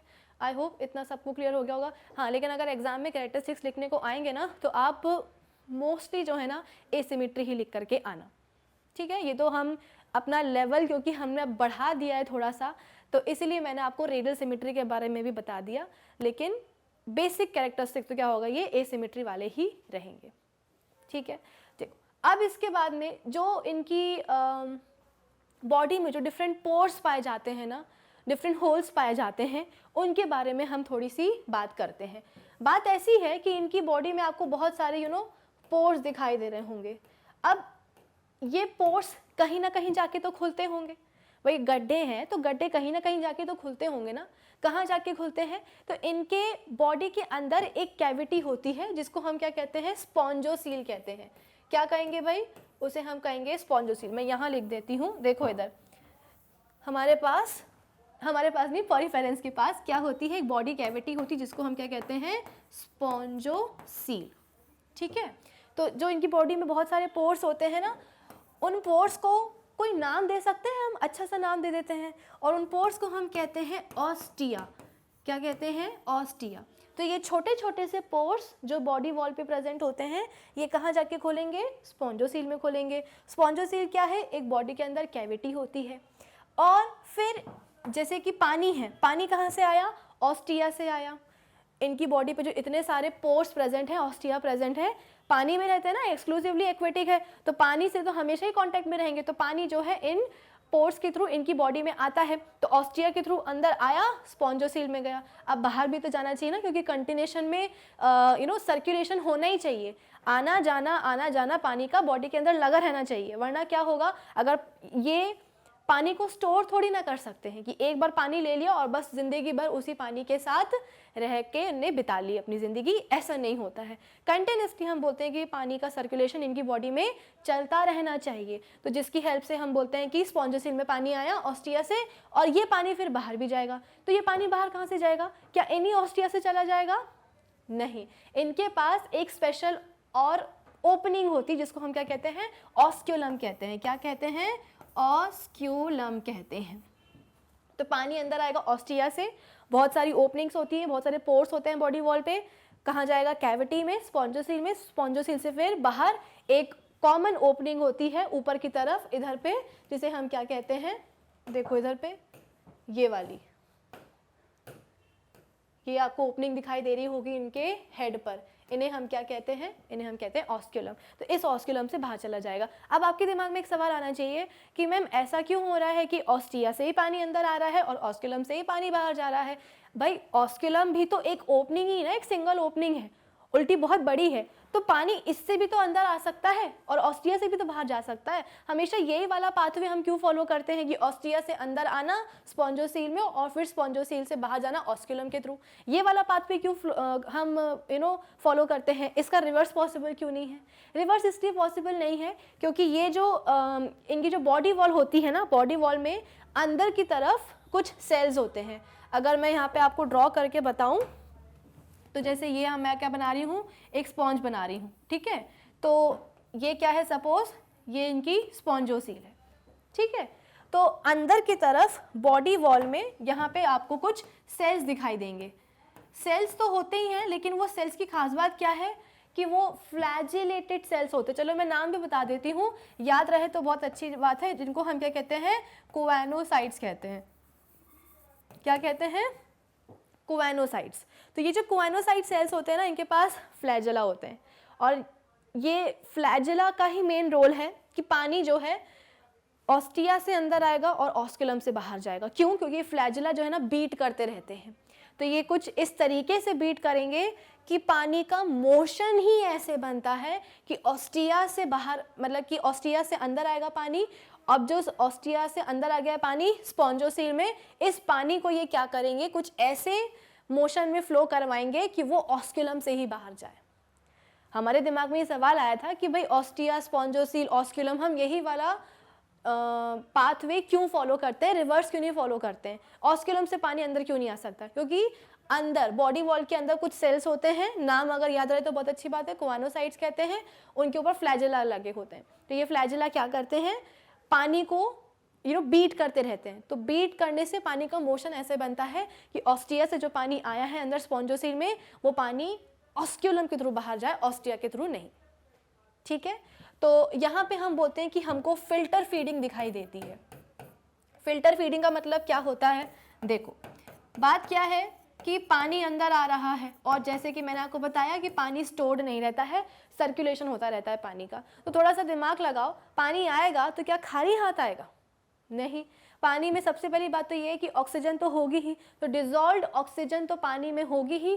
तो एनिमल को क्या चाहिए जिंदा रहने के लिए? ऑक्सीजन चाहिए है। तो जब पानी अंदर आएगा तो अपने साथ ऑक्सीजन लेकर के भी आएगा, यानी कि रेस्पिरेशन हो गया। फिर इसके बाद में अब ये कुछ वेस्ट भी तो बनाएगा ना, वेस्ट के लिए इसके पास कोई एक्सक्रीटरी ऑर्गन तो है नहीं, बेचारा सेलुलर ग्रेड का ऑर्गेनाइजेशन है, ठीक है, कोई एनस वगैरह है नहीं, तो फिर एक्सक्रीशन कैसे होगा? तो ये जो पानी स्पॉन्जोसील में प्रेजेंट है, जो आया है ऑस्टिया से, जब ये बाहर जाएगा ना, तो ये जितने भी मेटाबॉलिक एक्टिविटी से जो भी वेस्ट निकलता है ना, ये उसी पानी में अपना वेस्ट दे देते हैं। तो पानी जब ऑस्क्यूलम से बाहर जाएगा तो अपने साथ वेस्ट लेकर के भी जाएगा।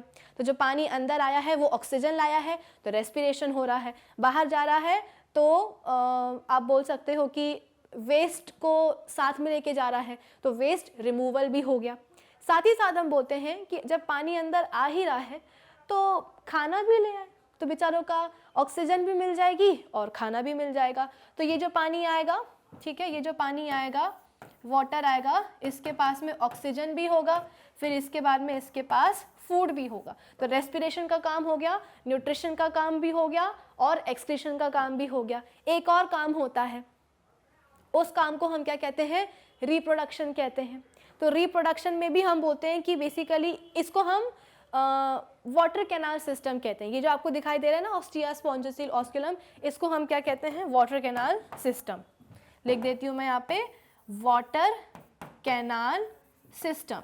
तो आप वाटर कैनाल सिस्टम किस किस चीज़ में हेल्प करता है पॉरीफेरेंस में, ये आप बता सकते हो कि रेस्पिरेशन में करेगा, न्यूट्रिशन में करेगा क्योंकि खाना लेकर के आएगा, ठीक है, और ऑक्सीजन है तो पानी में डिजॉल्व ऑक्सीजन है तो रेस्पिरेशन का काम भी हो जाएगा, वेस्ट का रिमूवल भी हो जाएगा पानी से, और हम बोलते हैं कि रिप्रोडक्शन भी करवा देगा।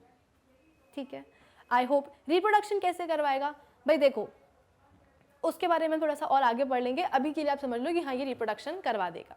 ठीक है, तो इसको हम वाटर कैनाल सिस्टम कहते हैं, और ये कैनाल सिस्टम किस किस चीज़ में हेल्प करता है वो भी मैंने आपको बता दिया। अब यहाँ पे आपने वर्ड लिखा होगा फिल्टर फीडिंग।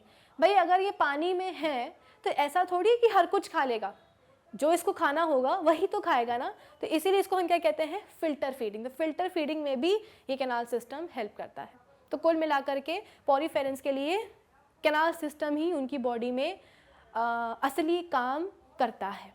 ठीक है, अब इसके बाद में हम बात करते हैं इनकी थोड़ी सी स्केलेटन की। वैसे तो इनकी बॉडी बहुत सॉफ्ट होती है, ठीक है, लेकिन आपने देखा होगा कि आई डोंट नो कि आपने कभी किसी पॉरीफेरन को देखा है नहीं देखा है, दिखने में तो बड़े स्मूथ दिखते हैं, बड़े सुंदर दिखते हैं, लेकिन अगर जाकर के आगे कभी टच कर लिया ना तो ये बहुत चुभते भी हैं। क्यों चुभते हैं, क्योंकि इनकी बॉडी पे बहुत सारे नीडल लाइक स्ट्रक्चर होते हैं, सुई जैसे स्ट्रक्चर होते हैं, जिनको हम क्या कहते हैं, स्पाइक्यूल्स कहते हैं। क्या कहेंगे, स्पाइक्यूल्स कहते हैं। ये स्पाइक्यूल्स कैसे आते हैं, बेसिकली इनकी बॉडी में एक एंडोस्केलेटन प्रेजेंट होता है, अंदर की तरफ एक स्केलेटन प्रेजेंट होता है जो कि कैल्शियम कार्बोनेट या सिलिका वगैरह का बना होता है। इसी एंडोस्केलेटन के कुछ एक्सटेंशंस होते हैं, ठीक है, जो कि बाहर आ जाते हैं, और यही एक्सटेंशंस हम क्या बोलते हैं, उनको हम स्पाइक्यूल्स कहते हैं। तो इनकी बॉडी में आपको कांटेदार कुछ स्ट्रक्चर्स दिखाई देंगे, नीडल लाइक स्ट्रक्चर्स दिखाई देंगे, जिनको हम स्पाइक्यूल्स कहते हैं, जो कि एंडोस्केलेटन के ही क्या होते हैं, एक्सटेंडेड प्रोसेसेस होती हैं, और कैल्शियम कार्बोनेट और सिलिका का इनका एंडोस्केलेटन बना होता है, और ये स्पाइक्यूल्स भी उसी के बने होंगे। ठीक है, आई होप इतना समझ में आ गया होगा। फिर इसके बाद में हम बोलते हैं कि इनके जो सेक्सेस होते हैं वो सेपरेट नहीं होंगे, यानी कि एक ही एनिमल में मेल और फीमेल रिप्रोडक्टिव ऑर्गन्स दोनों प्रेजेंट होते हैं। तो आप बोल सकते हो कि पॉरीफेरेंस आर बाइसेक्सुअल या पॉरीफेरेंस आर हर्माफ्रोडाइट, क्योंकि एक ही एनिमल में दोनों ही मेल और फीमेल रिप्रोडक्टिव ऑर्गन्स प्रेजेंट होते हैं। तो अगर हम बात करेंगे रिप्रोडक्शन की, तो एसेक्सुअल रिप्रोडक्शन भी हो सकता है, सेक्सुअल भी हो सकता है। एसेक्सुअल कैसे हो सकता है, फ्रेगमेंटेशन से हो सकता है। ठीक है, मैं यहाँ पे इसको रब करके लिख देती हूँ, एसेक्सुअल रिप्रोडक्शन कैसे हो सकता है, फ्रेगमेंटेशन से। फ्रेगमेंटेशन, ठीक है, फ्रेगमेंटेशन का मतलब क्या होता है कि एक किसी भी आपने वो ले लिया है, स्पॉन्ज ले लिया है, और उसको आपने छोटे छोटे छोटे छोटे फ्रेगमेंट्स में तोड़ दिया है।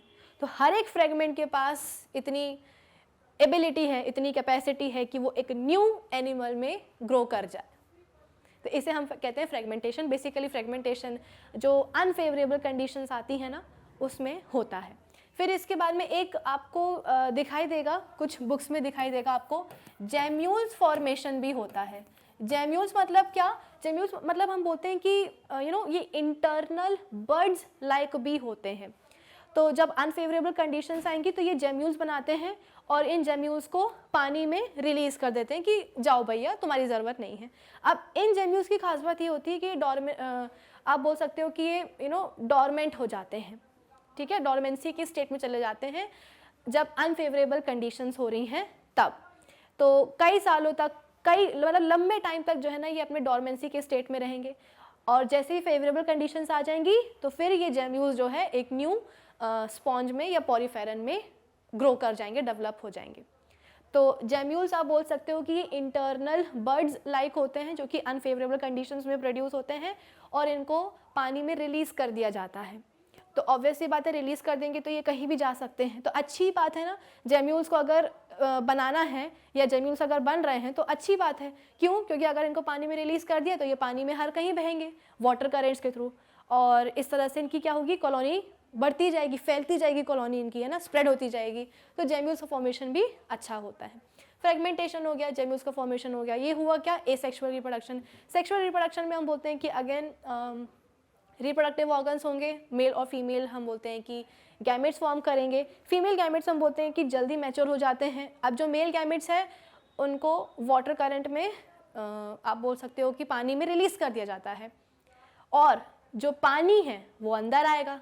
कैसे अंदर आएगा, तो भाई इस वाटर कैनाल सिस्टम के थ्रू आएगा, और जब पानी अंदर आएगा तो फिर मेल गैमेट्स को भी साथ में लेकर आएगा, और मेल गैमेट्स अंदर आ गए, फीमेल गैमेट होगा ही, रिप्रोडक्शन फर्टिलाइजेशन हो जाएगा। फर्टिलाइजेशन से हम बोलते हैं कि जाइगोट बन जाएगा। जाइगोट के बाद हम बोलते हैं कि यहाँ पे लार्वा बनता है। ठीक है, लार्वा के ऊपर भी अभी हम बात करते हैं, लेकिन अभी आप ये देखो कि इस वाटर कैनाल सिस्टम में रिप्रोडक्शन का काम भी कर दिया। तो इसीलिए वाटर कैनाल सिस्टम में मैंने आपको पहले बताया था कि रेस्पिरेशन हो गया, फूड का काम हो गया, है ना, और साथ ही साथ हम बोलते हैं कि रिमूवल ऑफ वेस्ट भी हो गया, प्लस हम बोलते हैं कि यहाँ पे रिप्रोडक्शन का काम भी हो गया। तो जैसे कि मैंने आपको बताया था कि हम बाद में डिस्कस करेंगे कि रिप्रोडक्शन में कैसे हेल्प करता है, तो ऐसे ही हेल्प करता है कि पानी में मेल गैमेट्स को रिलीज कर दिया जाता है, और जब पानी अंदर आएगा वाटर कैनाल सिस्टम में ऑस्टिया के थ्रू स्पॉन्जोसील में जाएगा, तो फिर वहाँ पे पानी के साथ साथ उसमें मेल गैमेट्स भी आ जाएंगे। तो मेल गैमेट्स आ गए बॉडी के अंदर, फर्टिलाइजेशन हो जाएगा। ठीक है, फिर इसके बाद में हम बोलते हैं कि लार्वे बनते हैं। अब ये जो लार्वे होते हैं ना, ये कैसे होते हैं, देखो लार्वे फिर इसके बाद में डेवलप हो जाते हैं एडल्ट पॉरीफेरा में, एक एडल्ट स्पंज में। तो यहाँ पे डेवलपमेंट कैसा हुआ, इनडायरेक्ट हुआ।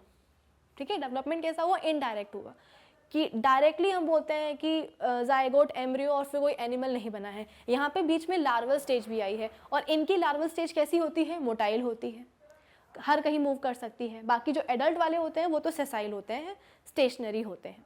तो डेवलपमेंट कैसी होगी, इनडायरेक्ट होगी, क्योंकि उसमें लार्वा बन रहा है। अब ये कुछ कॉमन आपके सामने स्पॉन्जेस हैं, इनको हम कहते हैं यू स्पॉन्जिया। ठीक है, इसको हम कहते हैं यू प्लैक्टेला, इसको हम कहते हैं साइकॉन। तो ये मोस्ट कॉमन एग्जाम्पल्स हैं फाइलम पॉरीफेरा के। तो आई होप पूरा फाइलम सभी को समझ में आ गया होगा। क्विक रिकैप कर लेते हैं कि ये वाला जो फाइलम होता है, बहुत सारे पोर्स प्रेजेंट होंगे इनकी बॉडी में। पूरी बॉडी की वॉल में हम बोलते हैं कि पोर्स प्रेजेंट होते हैं, जिनको हम ऑस्टिया कहते हैं। ऑस्टिया अंदर एक कैविटी में जाके खुलते हैं, जिसको हम स्पॉन्जोसील कहते हैं, और इस स्पॉन्जोसील से जो पानी है वो ऑस्कुलम के थ्रू बाहर चला जाएगा। ठीक है, और ऑस्कुलम हम बोलते हैं कि एक सिंगल ओपनिंग होती है रेस्पिरेशन में, फूड के इंजेशन में यानी कि डाइजेशन में, और एक्सक्रीशन में, और रिप्रोडक्शन में ये वाटर कैनाल सिस्टम हेल्प करता है। मोस्टली कैसे होते हैं, ये सभी एक्सक्लूसिवली कैसे होते हैं, एक्वेटिक होते हैं, सिर्फ और सिर्फ पानी में देखने को मिलेंगे। इनको ठंडा पानी अच्छा लगता है, और अधिकतर हम बोलते हैं कि मरीन वाटर में ही मिलेंगे। कुछ जैसे कि स्पॉन्जिला, वो हम बोलते हैं कि फ्रेश वाटर में देखने को हमें मिलेगा। फिर सेसाइल होते हैं, एडल्ट, जुड़े रहते हैं अपने सबस्ट्रेटम से, लेकिन इनकी लार्वल स्टेज कैसी होती है, फ्री होती है। ठीक है, और फिर इसके बाद में स्केलेटन भी इनके पास प्रेजेंट होता है। एंडोस्केलेटन होता है, कैल्शियम कार्बोनेट सिलिका का बना होता है। उसी के कुछ एक्सटेंशंस होती हैं, स्पाइक्यूज, जो कि इनके सरफेस पे आ जाती हैं, और इन सरफेस पे आने के कारण हम बोलते हैं कि इनकी सरफेस को जब आप छूओगे तो आपको चुभेंगे ये। ठीक है, प्रेडेटर से बचने के लिए क्या कर सकते हैं, अपना कलर चेंज कर सकते हैं। अब आप खुद ही सोचो ना, एक जगह जुड़े हुए हैं सबस्ट्रेटम से, अब कोई आ गया प्रेडेटर इनको खाने के लिए, तो ये तो बेचारे दौड़ भी नहीं पाएंगे। तो क्या होगा, ये ना केमिकल रिलीज करते रहे, और इन्हीं केमिकल से जो प्रेडेटर्स हैं वो डरते हैं। ऑब्वियस सी बात है भाई कि कोई एक ऐसा एनिमल है जो कि टॉक्सिक सब्सटेंसेस, केमिकल्स रिलीज कर रहा है, तो फिर उसके पास कोई क्यों ही जाना चाहेगा। तो जीने का एक तरीका है ये, है ना, मेथड ऑफ सर्वाइवल है कि जीना भी है समुद्र में और मूव भी नहीं कर सकते हैं। तो अगर कोई डेंजर आता है, कोई प्रेडेटर आता है, तो उससे बचना भी है। आई होप ये सारी बातें क्लियर हो गई होंगी। और रिप्रोडक्शन इनमें कैसा होता है वो भी हमने देख लिया। फ्रेगमेंटेशन होता है, जेम्यूल्स बनते हैं। ठीक है, ये सारे एसेक्सुअल मोड हैं। एक हम बोलते हैं कि इसमें बर्डिंग भी होती है, तो यहाँ पे आप बर्डिंग भी ऐड कर लेना कि इनमें बर्डिंग भी हो पाती है। और फिर इसके बाद में सेक्सुअल रिप्रोडक्शन में तो हम बोलते हैं कि गैमेट्स का फॉर्मेशन होगा, गैमेट्स का फ्यूजन होगा, जाइगोट बनेगा, और मोस्ट इंपॉर्टेंटली यहाँ पे हम बोलते हैं कि लार्वा फॉर्म होते हैं। तो डेवलपमेंट कैसी होगी, इनडायरेक्ट डेवलपमेंट होगी। फाइन, तो आई गेस हमारा जो फाइलम है पॉरीफेरा, ये सबको समझ में आ गया होगा। अब हम बात करते हैं हमारे नेक्स्ट फाइलम की, जिसको हम कहते हैं सीलेंट्रेटा और उसको हम निडेरिया भी कहते हैं। ठीक है, क्या कहते हैं? निडेरिया। निडेरिया में सी कैसा है? साइलेंट है। तो एक काम करते हैं, सबसे पहले तो जो नाम है ना उसी को हम डायसेक्ट करते हैं कि आखिर ये नाम पढ़ा क्यों। तो सीलेंट्रेटा की अगर हम बात करें तो इनके पास एक गैस्ट्रोवेस्कुलर कैविटी होती है। मैं लिख देती हूँ यहाँ पे, इनके पास एक गैस्ट्रोवेस्कुलर कैविटी है। ठीक है, जिसको हम क्या कहते हैं? सीलेंट्रॉन कहते हैं। क्या कहेंगे? सीलेंट्रॉन कहेंगे, सीलेंट्रॉन। और इस सीलेंट्रॉन के प्रेजेंट होने के कारण इनका नाम पड़ गया क्या? सीलेंट्रेटा। तो एक नाम तो हमें समझ में आया कि भाई कहाँ से आया है। इनके पास एक गैस्ट्रोवेस्कुलर कैविटी होती है सीलेंट्रॉन नाम की, और इसकी वजह से फाइलम का पूरा नाम ही पड़ गया है सीलेंट्रेटा। लेकिन अब इस निडेरिया का क्या मतलब है? देखो, इनकी जो बॉडी वॉल होती है ना, बॉडी वॉल में कुछ स्पेशलाइज्ड सेल्स होते हैं जिनको हम क्या कहते हैं? नीडोब्लास्ट कहते हैं। क्या कहते हैं? नीडोब्लास्ट। और ये जो सेल्स हैं इनके पास में एक और स्पेशलाइज्ड स्ट्रक्चर्स होते हैं। अगर नाम याद रह जाता है तो बहुत अच्छी बात है, वरना ऐसा कोई ज़रूरी नहीं है, आपको बस ये नीडोब्लास्ट नाम याद करना ही है। तो यहाँ पे हम बोलते हैं कि निमेटोसिस्ट नाम के स्पेशलाइज्ड स्ट्रक्चर होते हैं इन सेल्स के पास। और ये जो निमेटोसिस्ट है ये क्या करते हैं? ये एक हिप्नोटॉक्सिन जो कि एक टॉक्सिक सब्सटेंस होता है, या आप बोल सकते हो कि इनका जहर होता है, इनका वेनम होता है, वो रिलीज करते हैं। ठीक है, और हिप्नोटॉक्सिन नाम क्यों दिया है? क्योंकि ये हिप्नोटाइज कर देते हैं, यानी कि ये पैरालाइज कर देते हैं। ठीक है, तो हमने क्या देखा कि जो हमारे सीलेंट्रेट्स होते हैं, तो पहला नाम उनका हमने सीलेंट्रेटा क्यों पढ़ा है वो देख लिया। फिर इसके बाद में इनको हम निडेरियंस क्यों कहते हैं? क्योंकि इनके बॉडी वॉल में प्रेजेंट होते हैं कुछ स्पेशलाइज्ड सेल जिनको हम कहते हैं नीडोब्लास्ट। अगेन सी इसमें क्या है? साइलेंट है। और इस नीडोब्लास्ट सेल में हम बोलते हैं कि स्पेशलाइज्ड स्ट्रक्चर्स होते हैं जिनको हम निमेटोसिस्ट कहते हैं, जो कि एक हिप्नोटॉक्सिन, जो कि इनका जहर होता है, वेनम, वो रिलीज करते हैं। ठीक है, और यही वेनम क्या करता है? इनको प्रेडेटर से बचाता है। ठीक है, इनको क्या करेगा? प्रेडेटर से बचाने वाला है। अब कुछ और बातें कर, तो ये समझ में आ गया आपको कि निडेरिया और सीलेंट्रेटा नाम कहाँ से पड़ा इस फाइलम का। अब कुछ आगे के कैरेक्टर्स की हम बात करते हैं। ये भी कैसे होते हैं? एक्वेटिक होते हैं।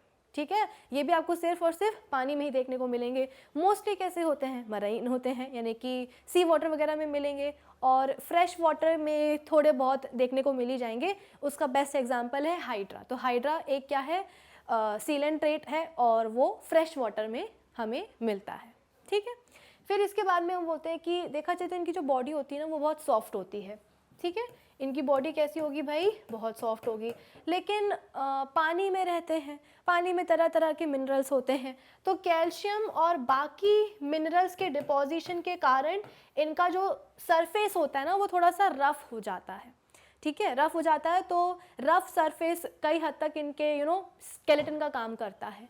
तो हम बोलते हैं कि बॉडी इनकी सॉफ्ट है, लेकिन सरफेस पे, बॉडी सरफेस पे कैल्शियम और बाकी मिनरल्स के डिपोजिशन के कारण सरफेस थोड़ा सा टफ हो जाता है।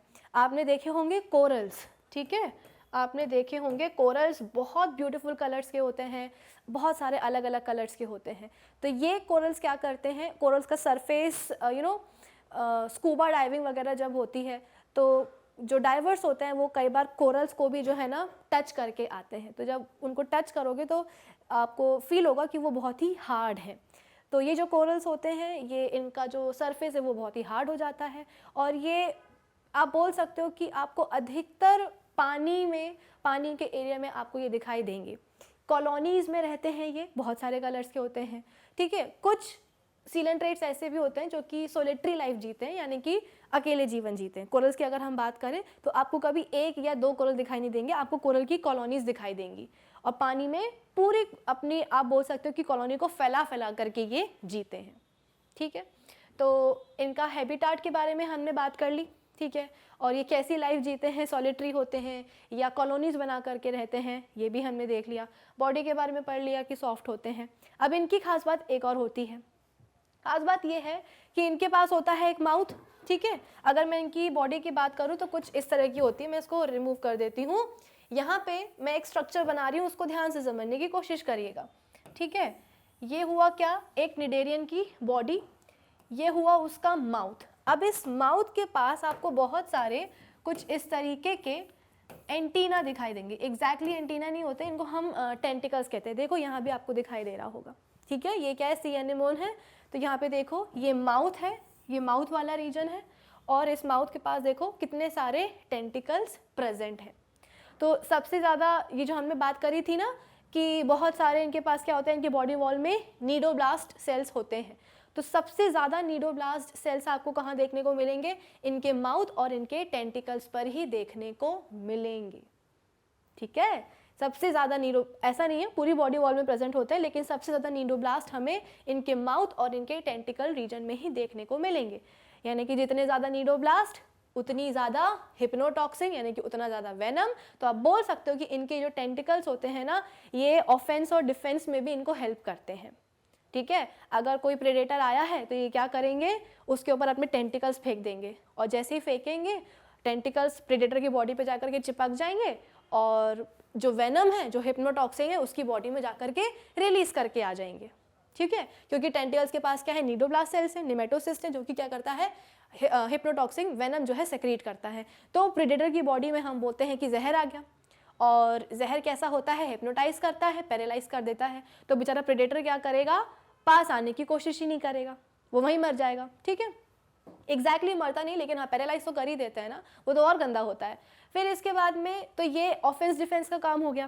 प्लस हम बोलते हैं कि इन्हीं टेंटिकल्स की हेल्प से ये अपने खाने को भी अंदर लेते हैं। कैसे लेंगे, इनका कोई प्रे दिख रहा होगा इनको, तो ये क्या करेंगे, उसके ऊपर भी अपने टेंटिकल्स फेंक देंगे।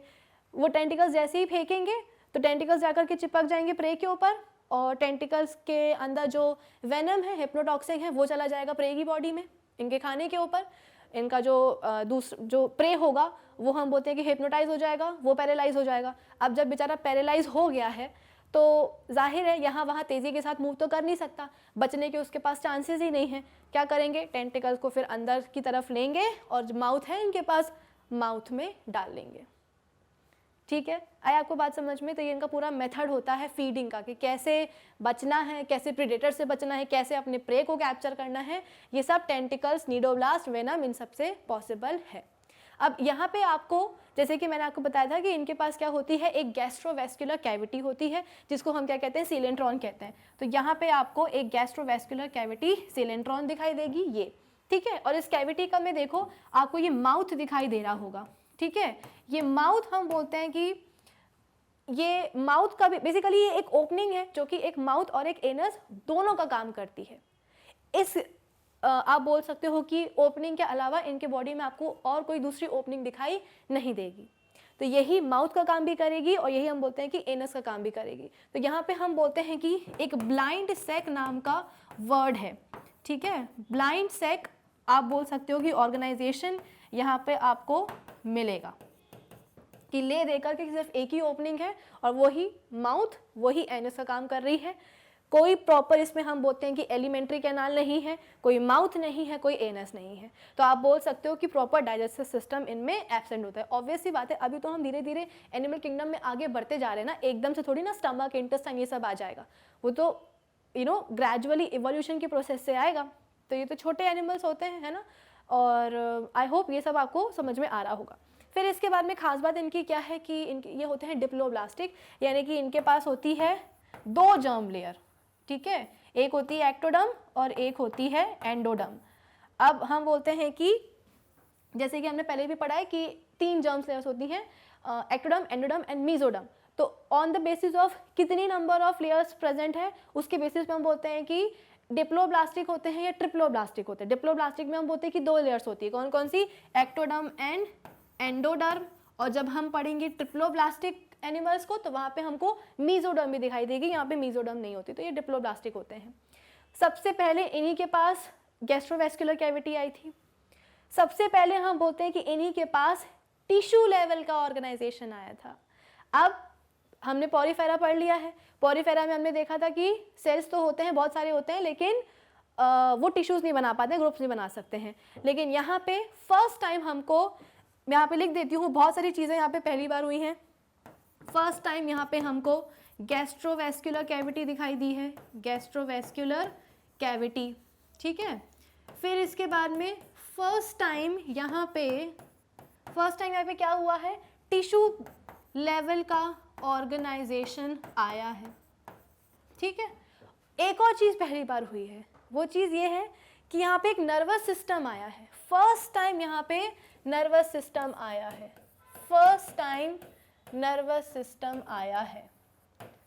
शुरुआत तो ही कम से कम, भले ही प्रॉपर ब्रेन न्यूरॉन्स वगैरह कुछ ना हो, लेकिन एटलीस्ट शुरुआत तो हुई है। तो यहाँ पे आपको आप बोल सकते हो कि इस तरीके का जाल दिखाई देगा, ठीक है, फाइबर्स का, नर्व फाइबर्स का आप बोल सकते हो कि आपको पूरी बॉडी में जाल दिखाई देगा। तो diffused net like nervous system होता है, कम से कम शुरुआत तो हुई है। कैसा होगा, diffused net like. Fine, I hope ये सभी चीज़ें सबको समझ में आ रही होंगी। तो तीन चीज़ें यहाँ पे फर्स्ट टाइम हुई है, सबसे पहली बार गैस्ट्रोवेस्कुलर कैविटी आई है, सबसे पहली बार टिश्यू लेवल का ऑर्गेनाइजेशन आया है, सबसे पहले बार नर्वस सिस्टम आया है, डिफ्यूज्ड नेट लाइक होता है। कई सारे आपको नर्व फाइबर्स यहाँ पे इनकी बॉडी में ऐसे जाल के समान फैले हुए दिखाई देंगे, ठीक है। अब रिप्रोडक्शन की अगर हम बात करें तो रिप्रोडक्शन हम बोलते हैं कि एसेक्सुअल भी हो सकता है, सेक्सुअल भी हो सकता है। एसेक्सुअल हम बोलते हैं कि हाइड्रा में होता है ना, बडिंग होती है। तो इस तरीके से देखो बड बन जाते हैं और यही बड, ये एक बड बना है और यही बड हम बोलते हैं कि थोड़ा थोड़ा ग्रो करेगा और फिर ये जो मेन पेरेंट बॉडी है इससे डिटैच होकर के हम बोलते हैं कि एक नया, एक इंडिपेंडेंट हाइड्रा बना लेगा, ठीक है। बाकी हम बोलते हैं कि सेक्सुअल रिप्रोडक्शन भी पॉसिबल है और गैमेट्स का फॉर्मेशन होगा, गैमेट्स का फ्यूजन होगा, फर्टिलाइजेशन होगा, जाइगोट बनेगा और इस तरीके से एक नया ऑर्गेनिज्म या बोल सकते हो कि एक नया सीलेंट्रेट डेवलप हो जाएगा। आई होप ये पूरी बातें सबको समझ में आ गई होगी। तो सीलेंट्रेटा या निडेरिया हमने फाइलम पढ़ा है, नाम कैसे पढ़े हैं इन दोनों के। तो सीलेंट्रेटा में हम बोलते हैं कि गैस्ट्रोवेस्कुलर कैविटी आई है जिसको हम बोलते हैं कि सीलेंट्रॉन, जिसके कारण फाइलम का नाम पड़ गया है। निडेरिया में हम बोलते हैं कि पूरी बॉडी वॉल में स्पेशलाइज्ड सेल्स प्रेजेंट होते हैं जिसको हम क्या कहते हैं, नीडोब्लास्ट कहते हैं, ठीक है। और इन नीडोब्लास्ट के पास होते हैं कुछ स्पेशलाइज्ड स्ट्रक्चर्स कॉल्ड नेमेटोसिस जो कि हिप्नोटॉक्सिन यानी कि वेनम सेक्रेट करते हैं, जहर होता है ये, पैरालिसिस कॉज कर सकता है ये। तो सीलेंट्रॉन प्रेजेंट है, नीडोब्लास्ट प्रेजेंट है, इसीलिए सीलेंट्रेटा या निडेरिया नाम दे दिया गया है। एक्वेटिक ही होते हैं ये, पानी में ही मिलेंगे, फ्रेश वाटर होते हैं और मोस्टली मरीन होते हैं। फ्रेश वाटर में हमको हाइड्रा दिखाई देगा, ठीक है। फिर इसके बाद में डिप्लोब्लास्टिक होते हैं। सबसे पहली बार डिप्लोब्लास्टिक में एक्टोडर्म और एंडोडर्म होती है। सबसे पहले बार टिश्यू ग्रेड का ऑर्गेनाइजेशन आ गया है, सेल्स तो थे ही, सेल्स ने अब ग्रुप्स बना लिए हैं। सबसे पहली बार हमको गैस्ट्रोवेस्कुलर कैविटी दिखाई दी है। बेसिकली जो जिस कैविटी की हम बात कर रहे हैं सीलेंट्रॉन की, वहाँ पे कॉमन ओपनिंग होती है, एक ही ओपनिंग होती है जिसको हम माउथ कहते हैं। ये माउथ और एनस दोनों का काम करती है। कंप्लीट डाइजेस्टिव सिस्टम इनमें एब्सोल्युटली एब्सेंट होता है, कोई माउथ नहीं होगा, कोई एनस नहीं होगा, कोई एलिमेंट्री कैनाल नहीं होगी। तो ब्लाइंड सैक ऑर्गेनाइजेशन टाइप का इनमें कुछ देखने को मिलेगा इनकी सीलेंट्रॉन गैस्ट्रोवेस्कुलर कैविटी में। फिर इसके बाद में सेक्सुअल रिप्रोडक्शन और एसेक्सुअल रिप्रोडक्शन की भी हमने बात कर ली है। तो ये सब था क्या, हाइड्रा और फाइलम सीलेंट्रेटा के बारे में। अब जो हमारा सवाल था वो पॉरीफेरा और सीलेंट्रेटा पर ही बेस्ड था। कहाँ गया, ये रहा। तो पॉरीफेरा में हम बोलते हैं कि डिफरेंस पूछा गया था कि पॉरीफेरेंस और सीलेंट्रेट्स में डिफरेंस क्या होता है। तो पॉरीफेरा में हमने देखा कि मोस्टली कैसे होते हैं, ये मरीन होते हैं और नॉन मोटाइल होंगे और अटैच्ड होंगे रॉक्स से, ठीक है। सीलेंट्रेटा में क्या होता है, they are exclusively marine animals that either live in colonies or have a solitary life span. या तो हम बोलते हैं कि कॉलोनीज में रहेंगे कोरल्स की तरह, या हम बोलते हैं कि अकेले रहना इनको पसंद होता है। फिर इनमें सेलुलर लेवल का ऑर्गेनाइजेशन मिलेगा। यहाँ पे हम बोलते हैं कि टिश्यू लेवल का ऑर्गेनाइजेशन मिला है, ठीक है। एग्जाम्पल है hydra, sea anemone, corals etcetera are coelenterates, और यहाँ पे है spongilla, euplectella etcetera are poriferans. तो आई होप ये वाला क्वेश्चन सबको क्लियर हो गया होगा। इस क्वेश्चन के साथ हमने दोनों ही फाइलम पॉरीफेरा और सीलेंट्रेटा हमने रिवाइज कर लिया है। अब हम आते हैं हमारे नेक्स्ट क्वेश्चन पे। नेक्स्ट क्वेश्चन पे जाने से पहले एक और चीज़ है, सीलेंट्रेट्स में मैंने आपको ये नहीं बताया कि इनके पास रेडियल सिमिट्री होती है, ठीक है। इनकी बॉडी ऐसी होती है कि आप किसी भी प्लेन से इनको डिवाइड करना चाहो 2 इक्वल हाफ में तो ये हो जाएंगे। तो सीलेंट्रेट्स कैसे होते हैं, इनके पास रेडियल सिमिट्री प्रेजेंट होती है। प्लस एक और चीज़ है कि या तो ये हम बोलते हैं कि सेसाइल होंगे, ठीक है, अपने सबस्ट्रेटम से जुड़े हुए होंगे, या फिर हम बोलते हैं कि ये फ्री फ्लोटिंग होंगे। तो अगर हम बोलते हैं कि ये सेसाइल हुए तो सेसाइल फॉर्म्स जो होते हैं उनको हम पॉलिप फॉर्म कहते हैं। क्या कहते हैं? पॉलिप फॉर्म कहते हैं। और अगर ये कैसे हुए? फ्री फ्लोटिंग हुए और मूव कर सकते हैं, तो ऑब्वियस सी बात है मूव करेंगे तो क्या होगा ना, पूरे ओशन पे, सी पर, पानी पर क्या करेंगे? रूल करेंगे। तो एक ग्रीक वर्ड होता है मेड्यूसा, जिसका मतलब होता है रूल करना, तो वहाँ से एक वर्ड निकल के आया है मेड्यूसा। तो एक होता है पॉलिप फॉर्म और एक होता है मेड्यूसा फॉर्म, ठीक है? एक होता है पॉलिप फॉर्म और एक होता है मेड्यूसा फॉर्म। तो पॉलिप फॉर्म वो होगा जो कि सेसाइल होगा और मेड्यूसा फॉर्म वो होगा जो कि मूव कर सकता होगा। तो आई होप ये सबको समझ में आ गया होगा। तो रेडियल सिमेट्री है, पॉलिप फॉर्म है और मेड्यूसा फॉर्म है, ठीक है? अब हम बात करते हैं अपने नेक्स्ट फाइलम की। एक नेक्स्ट क्वेश्चन क्या है हमारा? नेक्स्ट क्वेश्चन है how do animals differ from arthropoda.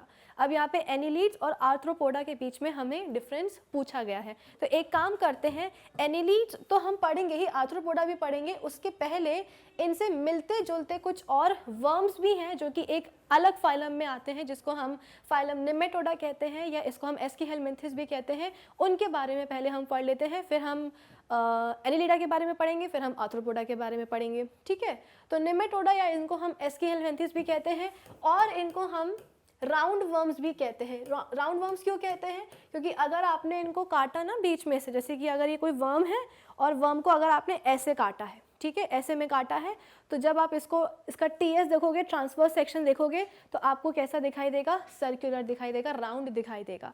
तो वहाँ से आया है क्या? राउंड वर्म्स, ठीक है? तो इसमें सारे कैसे होते हैं? राउंड वर्म्स होते हैं। बेसिकली इनकी जो बॉडी होती है वो सिलेंड्रिकल होती है और थोड़ी सी फ्लैटेंड होती है, और ख़ास बात क्या है कि इनकी बॉडी अनसेगमेंटेड होती है, ठीक है? बिल्कुल भी सेगमेंटेशंस प्रेजेंट नहीं होते हैं, बहुत ही स्मूथ बॉडीज़ होती हैं इनकी। तो सिलेंड्रिकल होंगे और थोड़े से चपटे होंगे, फ्लैटेंड होंगे और अनसेगमेंटेड बॉडीज़ होंगी। यहाँ पे हमको बाइलेटरल सिमिट्री दिखाई देती है। प्लस हम बोलते हैं कि ये कैसे होते हैं?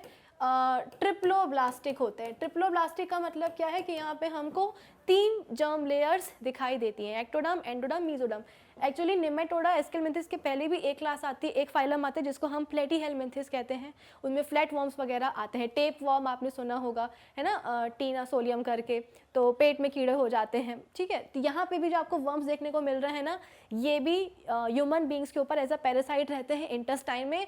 और आपने सुना होगा कि बचपन में ना बच्चों को डीवर्मिंग मेडिसिन दी जाती है, यानी कि कीड़े मारने की दवाई दी जाती है, पेट में कीड़े हो जाते हैं तो ऐसे गाल पे वाइट स्पॉट्स जो है डेवलप हो जाते हैं। तो समझ में आता है कि भाई बच्चे को भूख बहुत लग रही है, बच्चे का डाइजेस्टिव सिस्टम अच्छे से काम नहीं कर रहा है, वाइट स्पॉट्स चेहरे पे आ रहे हैं, यानी कि पेट में कीड़े हैं, तो उसके लिए डीवर्मिंग यानी कि वर्म्स को मारने की दवाई दी जाती है, ठीक है? तो हम क्या बात कर रहे थे? ट्रिप्लोब्लास्टिक। तो यहाँ पे 3 जर्म लेयर्स हमको एक्टोडर्म, एंडोडर्म, मीजोडर्म तीनों दिखाई देंगी। और यहाँ पे हम बोलते हैं कि organ system level of organisation हमें दिखाई देगा। इसके पहले हमने बात करी थी पॉरीफेरेंस की, वहाँ पे हमको सेलुलर लेवल का दिखाई दिया था। फिर इसके बाद में हमने सीलेंट्रेटा की बात करी थी, वहाँ पे हमारे पास टिश्यू लेवल का ऑर्गेनाइजेशन था। प्लेटीहेलमिंथिस में हम बोलते हैं टेप वर्म वगैरह में ऑर्गन लेवल ऑफ ऑर्गेनाइजेशन आ जाता है। लेकिन जब हम बात करते हैं एस्कीहेलमिंथिस की, राउंड वर्म्स की, तो यहाँ पे organ system level of organisation आएगा, यानी कि ऑर्गन्स तो हैं, उनने सिस्टम भी बना लिया है, तो organ system level of organisation यहाँ पे आपको दिखाई देगा, ठीक है? अब ये फ्री लिविंग भी हो सकते हैं, एक्वेटिक भी हो सकते हैं, टेरेस्ट्रियल यानी कि लैंड पर भी रह सकते हैं, मिट्टी वगैरह पे, और एज अ पैरासाइट भी रह सकते हैं। तो पैरासाइट हम बोलते हैं कि सिर्फ प्लांट्स पर नहीं, एनिमल्स के अंदर भी इंटेस्टाइन में एज अ पैरासाइट ये रह जाते हैं, ठीक है? आई होप इतनी चीज़ सबको समझ में आई होगी। अब इनकी जो बॉडी होती है ना, उसके ऊपर एक थिक और रेजिस्टेंट क्यूटिकल की कवरिंग होती है, ठीक है? इनकी बॉडी पे आपको दिखाई देगा कि थिक और रेजिस्टेंट क्यूटिकल की एक लेयर है, ठीक है? और इस क्यूटिकल लेयर के कारण हम बोलते हैं कि, प्लस हम बोलते हैं कि इनकी बॉडी पे ना किसी भी तरह की सीलिया वगैरह कुछ दिखाई हमको नहीं देते हैं, ठीक है? तो कोई सीलिया नहीं होंगे, बहुत ही स्मूथ इनकी बॉडी होगी और अनसेगमेंटेड बॉडी होगी, कोई सेगमेंट्स दिखाई नहीं देंगे, कोई सीलिया नहीं होगा, और क्यूटिकल की बॉडी के ऊपर कवरिंग होती है। बॉडी वॉल में हम बोलते हैं कि मसल्स प्रेजेंट होती हैं, ठीक है। और यहाँ पे हम लिख देते हैं बॉडी वॉल में क्या होगा, बॉडी वॉल में हमारे पास नहीं, इनके पास मसल्स होती हैं और इन्हीं मसल्स के कारण हम बोलते हैं कि ये अपने आप को मूव कर पाते हैं। ठीक है, आई होप ये सारी चीज़ आपको समझ में आ रही होंगी। फिर इसके बाद में अगर हम बात करेंगे इनके डाइजेस्टिव सिस्टम की, तो यहाँ पे डाइजेस्टिव सिस्टम हमको कंप्लीट दिखाई देगा, यानी कि यहाँ पे माउथ भी होगा, एक स्ट्रेट एलिमेंट्री कैनाल भी आपको दिखाई देगी और एक एनस भी दिखाई देगा एक्सक्रीशन के लिए। फाइन। फिर इसके बाद में हम बोलते हैं कि सर्कुलेटरी सिस्टम इनमें अभी नहीं आया है, ऐसे इनमें सर्कुलेटरी सिस्टम नहीं आया है। नर्वस सिस्टम तो हमने देखा था कि सीलेंट्रेटा में ही आ चुका था, है ना, नर्व फाइबर्स आ गए थे जो कि एक नेट के समान पूरी बॉडी में बिखरे हुए थे, diffused net like nervous system था सीलेंट्रेट्स में। प्लेटी हेलमिन्थ्स में थोड़ा सा और डेवलप हो गया, एस्की हेलमिन्थ्स निमेटोड्स में थोड़ा सा और डेवलप हो गया। तो जो चीज़ें आ चुकी हैं उनका धीरे धीरे क्या होगा, डेवलपमेंट होना शुरू हो जाएगा। सर्कुलेटरी सिस्टम अभी इनमें नहीं आया है। थैंकफुली डाइजेस्टिव सिस्टम हम बोलते हैं कि कंप्लीट है। माउथ है, एलिमेंट्री कैनाल है, स्ट्रेट एलिमेंट्री कैनाल है और एक एनस भी है। साथ में हम बोलते हैं कि ये कैसे होते हैं, ये होते हैं सीडो-सीलोमेट। ठीक है, सीलोम के बारे में मैंने आपको बताया था कि बॉडी वॉल और आप बोल सकते हो कि डाइजेस्टिव ट्रैक्ट के बीच में एक जगह होती है, एक कैविटी होती है जिसको हम सीलोम कहते हैं। इसके पहले जो प्लेटी हेलमिन्थिस फाइलम आता है, प्लेटी हेलमिन्थिस में हम बोलते हैं कि वो एसीलोमेट होते हैं, कोई सीलोम प्रेजेंट होता ही नहीं है। लेकिन अगर हम बात करेंगे किसकी, नेमेटोडा की, एस्केलमेंथिस की, तो ये कैसे होते हैं, ये हम बोलते हैं कि सीडो-सीलोमेट होते हैं, यानी कि इनके पास सीलोम है लेकिन वो ट्रू सीलोम नहीं है, वो फॉल्स सीलम है। ठीक है, सीलोम है डाइजेस्टिव ट्रैक्ट और बॉडी वॉल के बीच में, लेकिन वो उतनी ट्रू होती नहीं है। तो ये हमेशा ध्यान रखना। तो यहाँ पे आपको बहुत सारी चीज़ें पहली बार दिखाई दे रही है, यहाँ पे आपको ऑर्गन सिस्टम पहली बार दिखाई दे रहा है। ठीक है, यहाँ पे आप बोल सकते हो कि सीडो-सीलोमेट आपको पहली बार दिखाई दे रहा है। अनसेगमेंटेड बॉडी होती है, कोई सेगमेंटेशन प्रेजेंट नहीं होगी। तो डाइजेस्टिव सिस्टम के बारे में हमने बात कर ली, नर्वस सिस्टम, गैंग्लिया वगैरह आ जाते हैं और डेवलप हो जाता है। सर्कुलेटरी सिस्टम अभी इनमें नहीं आया है। सीलोमेट की हमने बात कर ली, सिमेट्री की बात कर ली, सेगमेंटेशन की बात कर ली। अब हम बात करते हैं इनके रिप्रोडक्शन की, सेक्सेस की। तो सेक्सेस हम बोलते हैं कि सेपरेट होते हैं, यानी कि मेल अलग होगा, फीमेल अलग होगा। फीमेल यूजुअली हम बोलते हैं कि मेल से लंबी होती हैं। मेल्स में हम बोलते हैं कि इनका जो एंड है, ठीक है, अगर ये बात है, ये रहा फीमेल, ठीक है, ये रहा क्या, एक फीमेल वर्म, ये है एक फीमेल वर्म, और इनसे छोटा होता है क्या, एक मेल वर्म, जिसका जो एंड है वो कैसा था, थोड़ा सा कॉइल्ड होता है, थोड़ा सा घूमा हुआ रहता है। तो ये हो गया फीमेल वर्म, ये हो गया मेल वर्म। फीमेल लंबी होती है, मेल छोटा होता है, एंड उसका टेल उसकी कैसी होती है, थोड़ी सी घूमी हुई रहती है और कॉइल्ड होती है। ठीक है, फिर इसके बाद में हम बोलते हैं कि अगर हम बात करें डेवलपमेंट की, तो लार्वल स्टेजेस भी दिखाई दे सकती हैं। तो डेवलपमेंट हम बोलते हैं कि इनडायरेक्ट भी हो सकता है, कभी कभी लार्वल स्टेजेस दिखाई नहीं भी देती हैं कुछ कुछ स्पीशीज़ में, तो वहाँ पे डेवलपमेंट डायरेक्ट भी हो जाएगा। ठीक है, फिर इसके बाद में हम बोलते हैं कि अगर ये पैरासाइट की तरह बॉडी पर आ जाते हैं, बहुत दूर नहीं जाएंगे, अपनी ही बात करेंगे, तो हमारे लिए बिल्कुल भी अच्छे नहीं होते हैं। ठीक है, एक ये होता है वुकेरेरिया बैंक्रॉफ्टी, ये कुछ इस तरीके से दिखता है और ये एक बहुत ही ज़्यादा पेनफुल डिसीज़ कॉज करता है। वुकेरेरिया बैंक्रॉफ्टी है ये, इसको हम फिलेरियल वॉर्म भी कहते हैं। क्या कहते हैं, फिलेरियल वॉर्म भी कहते हैं। और ये फिलेरियासिस डिसीज़, जिसको हम हाथी पाँव भी कहते हैं, एलिफेंटियासिस भी कहते हैं, फाइलेरियासिस, ये कॉज करता है। तो ये बेसिकली करता क्या है, जो लिम्फेटिक वेसल्स होती हैं, जिस भी बॉडी के पोर्शन में रहेगा, जैसे कि अभी पाँव में है तो जो लिम्फेटिक वेसल्स होंगी ना, उनको ब्लॉक कर देगा, तो लिम्फ जो है नीचे की तरफ भरना शुरू हो जाएगा, वो पूरी बॉडी में फ्लो नहीं हो पाएगा, तो पाँव जो है परमानेंटली ऐसा हो जाएगा। तो ये बहुत ही पेनफुल डिसीज़ होती है, पेशेंट को ज़िंदगी भर इसी तरह से बिताना पड़ता है। ठीक है, कौन कॉज करता है, वुकेरेरिया बैंक्रॉफ्टी, फिलेरियल वॉर्म, जो कि फिलेरियासिस कॉज करता है, इसको हम एलिफेंटियासिस भी कहते हैं, हिंदी में हाथी पाँव कहते हैं। एक वॉर्म होता है जिसका नाम है लोआ लोआ। ठीक है, लोआ लोआ वॉर्म है, ये बेसिकली आई वॉर्म होता है। हमारी आई का ये जो वाइट पोर्शन होता है ना, इसमें रह जाता है ये, और वाइट कलर का ही होता है, और ये भी बहुत पेनफुल डिसीज़ होती है। खुद ही सोचो कि अगर इंटेस्टाइन में वर्म के आने से इतना डिस्टर्बेंस हो सकता है, तो हमारी आँख तो कितनी सेंसिटिव होती है, और इसके वाइट पार्ट में अगर कोई आकर के लोआ लोआ नाम का वर्म बैठ गया तो बहुत ही दिक्कत हो जाएगी, फिर उसको निकाला जाता है, तो ये अलग समस्या हो जाती है। तो लोआ लोआ हम बोलते हैं कि क्या है, एक आई वर्म है। ठीक है। इसके अलावा हमारे पास ये है एस्कैरिस है। तो आई होप आपको निमेटोडा और एस्केलमेंथिस पूरा समझ में आ गया होगा। बहुत ही बेसिक कैरेक्टर्स मैंने आपको बताए हैं, बहुत ज़्यादा डिटेल में हम नहीं गए हैं। ठीक है, चलो अब हम बात करते हैं हमारे अब नेक्स्ट फाइलम है हमारे पास फाइलम एनेलिडा। तो सबसे पहले हम शुरुआत कैसे करेंगे, इसके नाम से ही करते हैं। इसके नाम को हम डायसेक्ट कर लेते हैं। एनेलिडा नाम कहाँ से आया है, एक वर्ड है एन्यूलाई से आया है। ठीक है, एन्यूलाई एक वर्ड है और वहीं से एनेलिडा वर्ड आया है, फाइलम का नाम आया है। क्या मतलब होता है एन्यूलाई का, इसका मतलब होता है रिंग। एन्यूलाई का मतलब होता है रिंग। तो बेसिकली यहाँ पे हमको कौन से वर्म्स मिलने वाले हैं, यहाँ पे हमें मिलने वाले हैं रिंग वर्म्स। कैसे होते हैं ये रिंग वर्म्स, बेसिकली यहाँ पे आपको जितने भी वर्म्स दिखाई देंगे, जितने भी एनिमल्स दिखाई देंगे, वो कैसे होते हैं, सेगमेंटेड होते हैं। आपको याद है हमने पढ़ा था कि एनिमल किंगडम में बहुत सारे 7 बेसिस पे क्लासिफाई किया गया है एनिमल किंगडम को अलग अलग फाइला में। तो उनमें से एक बेसिस था बॉडी सेगमेंटेशन, की बॉडी में सेगमेंटेशन है या नहीं। देखो सेगमेंटेशन जो है प्लेटीहेलमिन्थिस में भी टेप वॉर्म होता है। टेप वॉर्म का स्ट्रक्चर जो है ना कुछ इस तरीके का होता है। सबसे पहले तो हम बोलते हैं कि हेड होता है, ठीक है, प्लेटीहेलमिन्थिस से ही हेड रीजन दिखना शुरू हो चुका है। फिर इसके बाद में ये अलग अलग सेगमेंट्स दिखाई देते हैं और इस तरीके का पूरा हम बोलते हैं कि टेप वॉर्म होता है। ठीक है, तो सेगमेंटेशन आप बोल सकते हो कि टेप वॉर्म से यानी कि प्लेटीहेलमिन्थिस से शुरू हो चुका है, लेकिन ये ट्रू सेगमेंटेशन नहीं था।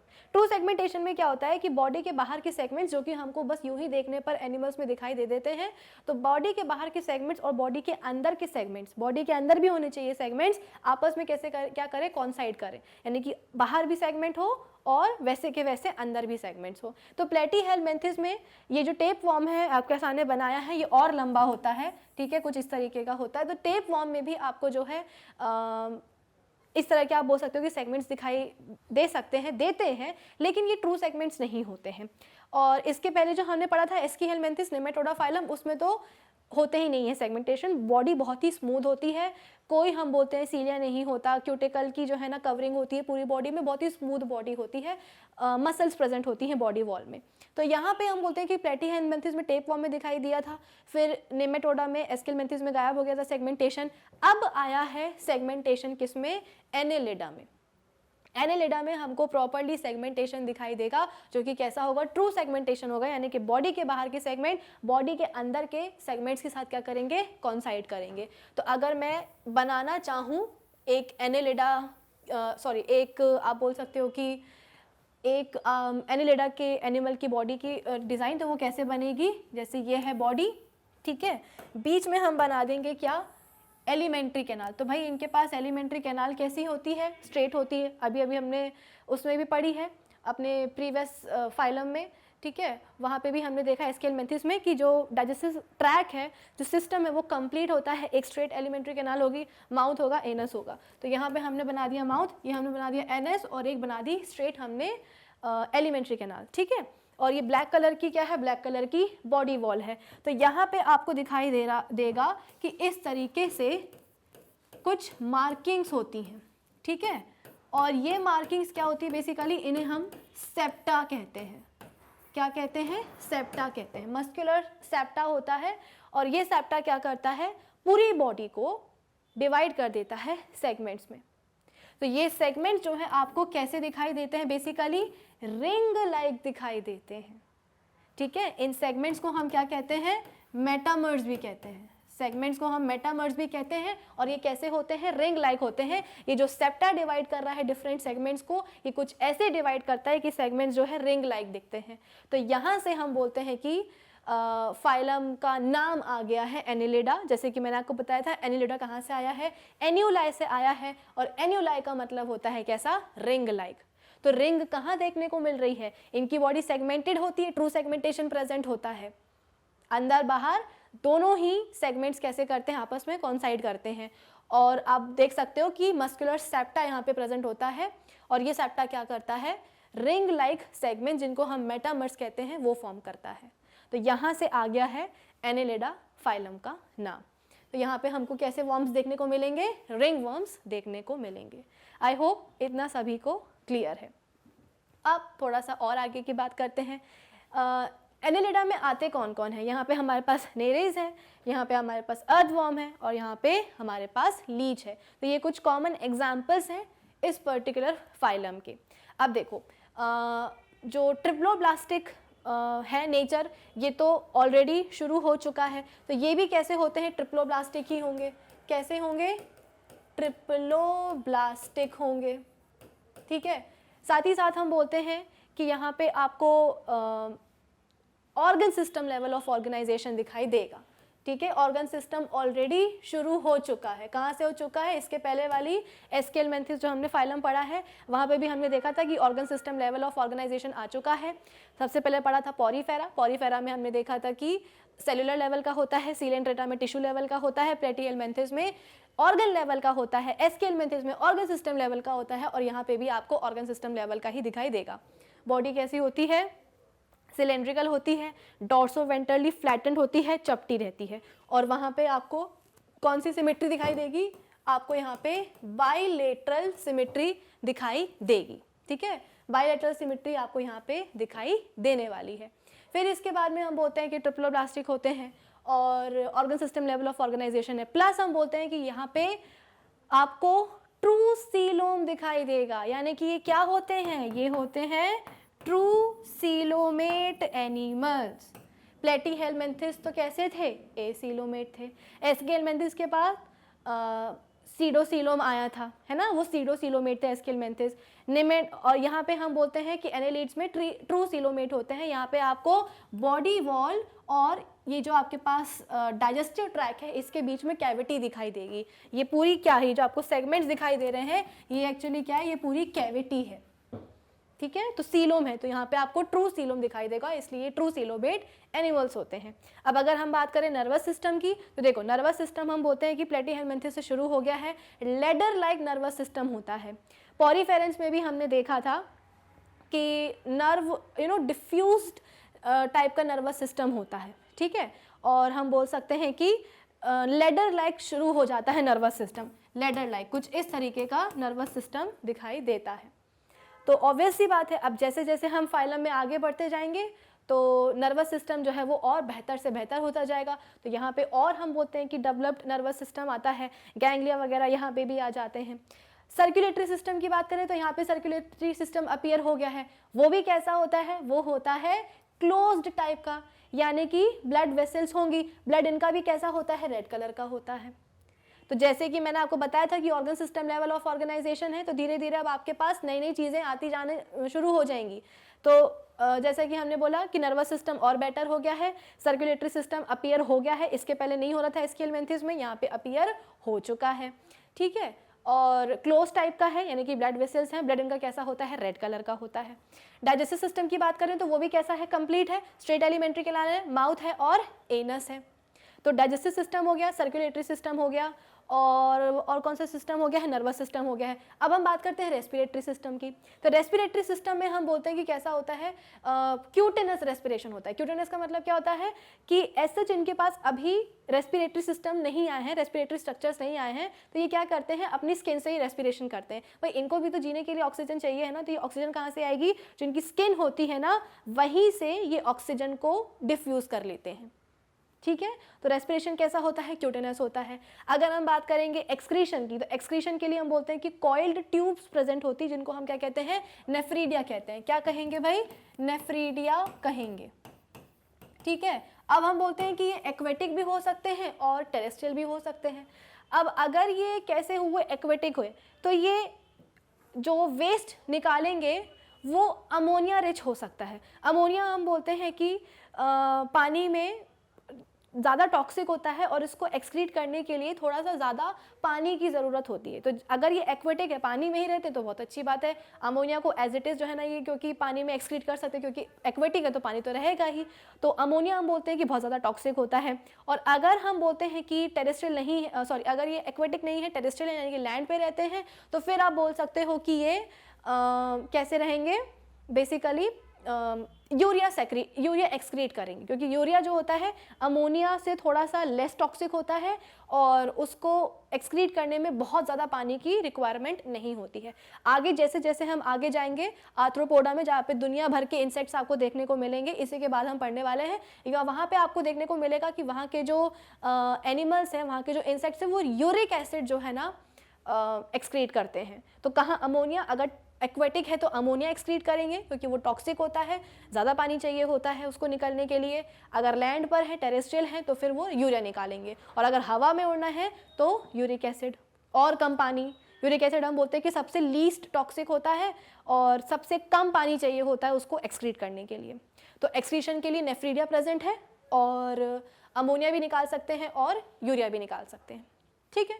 फिर इसके बाद में हम बोलते हैं अब इनकी बॉडी के पास सूडोपोडिया प्रेजेंट होता है। सूडोपोडिया क्या? अब इनकी बॉडी के पास लोकोमोशन के लिए भी तो कुछ होना चाहिए भाई, चलते हैं, मोटाइल है, तो लोकोमोशन के लिए भी कुछ होना चाहिए। तो लोकोमोशन के लिए हम बोलते हैं कि इनके पास होता है पैरापोडिया, ठीक है। मैं यहाँ पे रब करके लिख देती हूँ, for locomotion they possess parapodia, ठीक है। अब पोडिया का मतलब क्या होता है? फुट, ये हमने सूडोपोडिया में भी पढ़ा है। और पैरा का मतलब होता है क्या? साइड। तो बेसिकली इनकी बॉडी के पास लेटरल अपेंडेजेस होते हैं लोकोमोशन के लिए, जिन्हें हम क्या कहते हैं? पैरापोडिया कहते हैं। और इसके अलावा हम बोलते हैं कि इनके पास सीटे भी प्रेजेंट होते हैं, CATAE। तो लोकोमोशन के लिए पैरापोडिया होगा, लेटरल अपेंडेजेस, या इनके पास हम बोलते हैं कि सीटे होंगे। सीटे हम बोलते हैं कि काइटिनस स्ट्रक्चर्स होते हैं, काइटिन के बने होते हैं। तो लोकोमोशन के लिए मैंने आपको बता दिया, और रेस्पिरेटरी सिस्टम के लिए मैंने आपको बता दिया कि क्यूटेनस होगा। एक चीज़ और है कि ये जो सीटे होते हैं ना, ये आप बोल, हाँ, तो ये पैरापोडिया और सीटे के बारे में इतना आपके लिए जानना जो है सफिशिएंट है, ठीक है। और इसके लिए हम बोलते हैं कि ये वैस्कुलर भी होते हैं। बेसिकली ये जो पैरापोडिया वगैरह निकलते हैं ना, ये बॉडी वॉल के ही एक्सटेंशंस होते हैं, ठीक है। बॉडी वॉल के एक्सटेंशंस होते हैं, ये थोड़े से बहुत ही पतले पतले होते हैं, वेस्कुलर होते हैं। तो वेस्कुलर होने के कारण भाई अगर आप बोल रहे हो कि रेस्पिरेशन के लिए हमको गैसेस एक्सचेंज करवाना है, ऑक्सीजन लेनी है, कार्बन डाइऑक्साइड बाहर निकालना है, तो वो ब्लड में ही हो पाएगा। तो अगर आप बोल रहे हो कि क्यूटेनस रेस्पिरेशन है, स्किन के थ्रू ही रेस्पिरेशन हो रहा है, तो उसके नीचे ब्लड भी तो चाहिए होना पड़ेगा ना। अगर ब्लड नहीं होगा तो फिर गैसेस एक्सचेंज कैसे होगा? तो ये सीटे पैरापोडिया कैसे होते हैं? काफ़ी वेस्कुलर होते हैं। पैरापोडिया की अगर हम बात करें, सीटे हम बोलते हैं काइटिनस होते हैं, पैरापोडिया कैसे होते हैं? वेस्कुलर होते हैं, सेल वॉल के ही ये एक्सटेंशंस होते हैं। तो पैरापोडिया के थ्रू रेस्पिरेशन हो सकता है, जिसको हम क्यूटेनस रेस्पिरेशन कहते हैं। रेस्पिरेशन की बात कर ली, सर्कुलेटरी सिस्टम की बात कर ली हमने, ठीक है। और इसके बाद में डाइजेस्टिव सिस्टम की हमने बात कर ली, एक्सक्रीटरी सिस्टम की भी हमने बात कर ली है, नर्वस सिस्टम की भी हमने बात कर ली है। तो कुल मिलाकर के ये है क्या? हमारा फाइलम एनिलिडा, ठीक है। फटाफट से क्विक रिकैप कर लेते हैं क्या क्या पढ़ लिया है अभी तक हमने पढ़ा है कि सबसे पहले तो ये फाइलम एनिलिडा आता कहाँ से है। तो बेसिकली हम बोलते हैं कि इसमें आने वाले जितने भी एनिमल्स हैं वो उन सभी के पास ट्रू सेगमेंटेशन प्रेजेंट होता है। ट्रू सेगमेंटेशन का मतलब होता है बॉडी के बाहर के सेगमेंट और बॉडी के अंदर के सेगमेंट्स आपस में क्या करते हैं? कॉन्साइड करते हैं, ठीक है। और अंदर की तरफ जो है सेप्टा प्रेजेंट होता है, जो कि सेगमेंट्स में, या आप उसको मेटामर्स बोल सकते हो, उसमें बॉडी को डिवाइड कर देता है, पूरी बॉडी को। और रिंग लाइक सेगमेंट्स देखने को मिलते हैं। तो रिंग से कहाँ आया है? एन्युलाई वर्ड पे हम पहुंचे हैं रिंग वर्ड से, और इसी एन्युलाई वर्ड से नाम आ गया है क्या? एनिलिडा। तो यहाँ पे आपको रिंग वर्म्स दिखाई देते हैं। जो सेगमेंटेशन है वो हमने प्लेटीहेलमिन्थेस में भी पढ़ा था, लेकिन वहाँ पे ट्रू सेगमेंटेशन नहीं होता है, ठीक है। और प्लेटीहेलमिन्थेस से ही हम बोलते हैं कि हेड रीजन दिखना थोड़ा बहुत शुरू हो चुका है। तो यहाँ पे भी क्या होता है ना कि कुछ आगे के एंटीरियर सेगमेंट जो होते हैं ना, आगे के थोड़े से फ्यूज करके क्या बना लेते हैं? हेड बना लेते हैं। और हेड में ही हम बोलते हैं कि अधिकतर सेंस ऑर्गन्स होते हैं। भाई हमारी बॉडी में भी तो अधिकतर सेंस ऑर्गन्स कहाँ है? हेड में ही तो है ना। नोज है, आईज है, ईयर्स है, टंग है, ये सब क्या है? सेंस ऑर्गन्स ही तो हैं। कहाँ प्रेजेंट है? हमारे हेड रीजन में ही प्रेजेंट है। फिर इसके बाद में हम बोलते हैं कि ट्रूली सेगमेंटेड बॉडी होती है इनकी। और बॉडी में लोकोमोशन के लिए हम बोलते हैं कि दे गॉट, आप पैरापोडिया बोल सकते हो, ये लेटरल अपेंडेजेस होते हैं। और सीटे भी हो सकते हैं, सीटे काइटिनस होते हैं। ये पैरापोडिया बेसिकली बॉडी वॉल के एक्सटेंशंस होते हैं और वेस्कुलर होते हैं। तो यहाँ पे रेस्पिरेशन क्यूटेनस हो सकता है, ऐसा चूंकि रेस्पिरेटरी ऑर्गन सिस्टम प्रेजेंट नहीं होता है। Organ system level of organisation में होता है। ट्रिप्लोब्लास्टिक होते हैं, ट्रू सीलोमेट होते हैं, सीलोम प्रेजेंट होता है बॉडी वॉल, और डाइजेस्टिव ट्रैक के बीच में, ठीक है। और डाइजेस्टिव ट्रैक इनका कंप्लीट होता है, माउथ होगा, एनस होगा, एक स्ट्रेट लंबी एलिमेंट्री कैनाल भी होगी, ठीक है।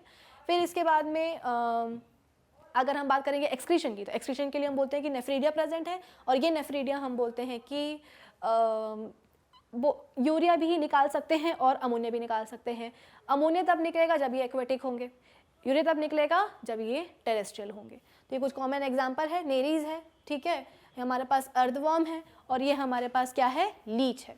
तो अर्थवर्म और लीच जो होते हैं ये कैसे होते हैं, बाइसेक्सुअल होते हैं, यानी कि एक ही एनिमल में मेल और फीमेल रिप्रोडक्टिव ऑर्गन्स दोनों होते हैं। वहीं अगर हम बात करें नेरीज की, तो नेरीज में हम बोलते हैं कि ये कैसा है, ये यूनिसेक्सुअल है, यानी कि मेल और फीमेल एनिमल्स में सेक्सेस कैसे होंगे, सेपरेटेड होंगे। यहाँ पे हम बोलते हैं कि बाइसेक्सुअल एनिमल्स हमें देखने को मिलेंगे। आई होप सबको क्लियर हो गया होगा फाइलम एनेलिडा। अब हम बात करते हैं अपने नेक्स्ट फाइलम की, और ये जो फाइलम है ये हम बोलते हैं कि सबसे बड़ा फाइलम है पूरे एनिमल किंगडम का। It is the largest phylum of the entire animal kingdom. सबसे ज़्यादा स्पीशीज़ आपको यहाँ पे देखने को मिलेंगी, और जो कीड़ा मकोड़ा आपको देखने को मिले, मक्खी हो, मच्छर हो, टिक्स हो, माइट्स हो, अभी वो जो मक्खियों का अटैक हुआ था, लोकस वगैरह का, वो सब कुछ किस में आता है, आर्थ्रोपोडा फाइलम में ही आता है। कहाँ से आया है, तो सबसे पहले तो नाम को ही हम क्या करते हैं, डाइसेक्ट कर देते हैं। आर्थ्रो का मतलब होता है जॉइंटेड, और पोडा का मतलब तो हमें पता ही क्या होता है, अपेंडेजेस। तो इनके पास जॉइंटेड अपेंडेजेस होते हैं, जुड़े हुए अपेंडेजेस होते हैं, जो कि वैरायटी ऑफ मोशन में हेल्प करते हैं। आप बोलते हो कि स्विमिंग में हेल्प कर सकते हैं, ठीक है, और फ्लाइंग में हेल्प कर सकते हैं, वॉकिंग में हेल्प कर सकते हैं, कूदने में, जंपिंग वगैरह में हेल्प कर सकते हैं। तो इनके पास जॉइंटेड अपेंडेजेस होते हैं। और अब जब हम बोल रहे हैं कि ये लार्जेस्ट फाइलम है हमारे एनिमल किंगडम का, तो आप बोल सकते हो कि ये वैरायटी ऑफ हैबिटाट्स में देखने को मिलेगा। ये फ्री लिविंग भी हो सकते हैं, ठीक है। इसके अलावा हम बोलते हैं कि ये एक्वेटिक भी हो सकते हैं, पानी में देखने को मिलेंगे। इसके अलावा यहाँ पे हम बोलते हैं कि लैंड पर भी आपको ये देखने को मिलेंगे। पैरासाइट भी हो जाते हैं, टिक्स एंड माइट्स, डॉग्स, जिनके घर में पेट डॉग्स होंगे वो जानते होंगे, जो जुए वगैरह जो होते हैं, इंसानों में भी जो जुए होते हैं, जो लाइस वगैरह हैं, वो भी क्या है, इसी फाइलम के अंदर आता है। तो ये बेसिकली एक्टोपैरासाइट का काम करते हैं। इसके पहले जो अभी हमने एनेलिडा पढ़ा है, उसमें भी जो लीच होती है ना, वो ब्लड सकिंग होती है। अगर चिपक गई ना बॉडी के ऊपर तो खून चूस कर ही निकलेगी। और जब भी लीच चिपकती है ना, तो ऐसा बोला जाता है कि कभी भी ना उसको खींचना नहीं चाहिए। क्या करते हैं, बेसिकली उसके ऊपर नमक डाल देते हैं। नमक डाल देते हैं तो वो अपने आप क्या करेगी, धीरे से निकल जाएगी, ठीक है। तो लीच वो भी क्या है, एक एक्टोपैरासाइट है। एंडोपैरासाइट अलग होते हैं, ठीक है। एंडोपैरासाइट हम बोलते हैं कि पैरासाइट मतलब होस्ट की बॉडी के अंदर चले जाते हैं। जैसे कि पेट में जो कीड़े होते हैं वो हमारी बॉडी के अंदर रहते हैं, इंटेस्टाइन में रहते हैं। लेकिन अगर हम बात करेंगे जुओं की, लीच की, तो ये सब क्या होता है, बॉडी के बाहर ही रहते हैं। तो ये पैरासाइट तो है, लेकिन ये एक्टोपैरासाइट है, ऊपर से ही खून चूस लेते हैं। तो मच्छर हो गया, मच्छर भी क्या है, एक एक्टोपैरासाइट है। मच्छर की खास बात होती है कि जो फीमेल मस्किटोज होते हैं ना, वो खून चूसते हैं। जो मेल मस्किटोज हैं वो खून नहीं चूस पाते हैं। क्यों? क्योंकि जो मेल मस्किटोज होते हैं ना, उनके पास सकिंग टाइप के माउथ पार्ट्स होते हैं, यानी कि स्ट्रॉ डाल दो, मतलब उनके आप बोल सकते हो कि मुंह में स्ट्रॉ लगा होता है, ठीक है। तो ये स्ट्रॉ से क्या करते हैं, सिर्फ सक कर सकते हैं। लेकिन अगर हम बात करेंगे फीमेल मच्छरों की, तो फीमेल मच्छरों के पास हम बोलते हैं कि पियर्सिंग एंड सकिंग टाइप के माउथ पार्ट्स होते हैं, यानी कि पहले वो पियर्स करेंगे, छेद करेंगे, इसके बाद में फिर ब्लड को सक करते हैं। तो अगर आज के बाद कोई मच्छर काटे तो हमेशा यही बोलना कि फीमेल मच्छर ही ने काटा है, मेल मच्छर ने नहीं काटा, क्योंकि मेल मच्छर काट ही नहीं सकता है, ठीक है। फीमेल मच्छर ही काटते हैं। रीज़न है, उनका भी एक सर्वाइवल मेथड है, क्योंकि भाई उनको जो है ना अपने एग्स को डेवलप कराना रहता है, और एग्स को डेवलप कराने के लिए उनको गर्म खून चाहिए होता है। तो वार्म ब्लडेड एनिमल्स का खून वो पीते हैं। अब वार्म ब्लडेड एनिमल्स में हम बोलते हैं कि डॉग्स वगैरह भी आते हैं, लेकिन उनकी बॉडी पे इतने फर वगैरह होते हैं कि वो बेचारे घुसेंगे तो बाहर ही नहीं निकल पाएंगे उनके फर से। तो बचा कौन? हम बचे, क्योंकि हमारी बॉडी में इतने बाल नहीं होते हैं कि अगर वो घुसना चाहें तो फंस जाएंगे, ठीक है।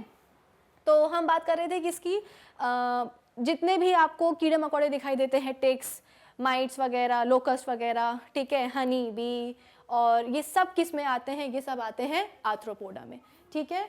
और प्रॉन्स वगैरह, ठीक है ना, सी फूड होता है ये सब किस में आते हैं, आर्थ्रोपोडा में आते हैं।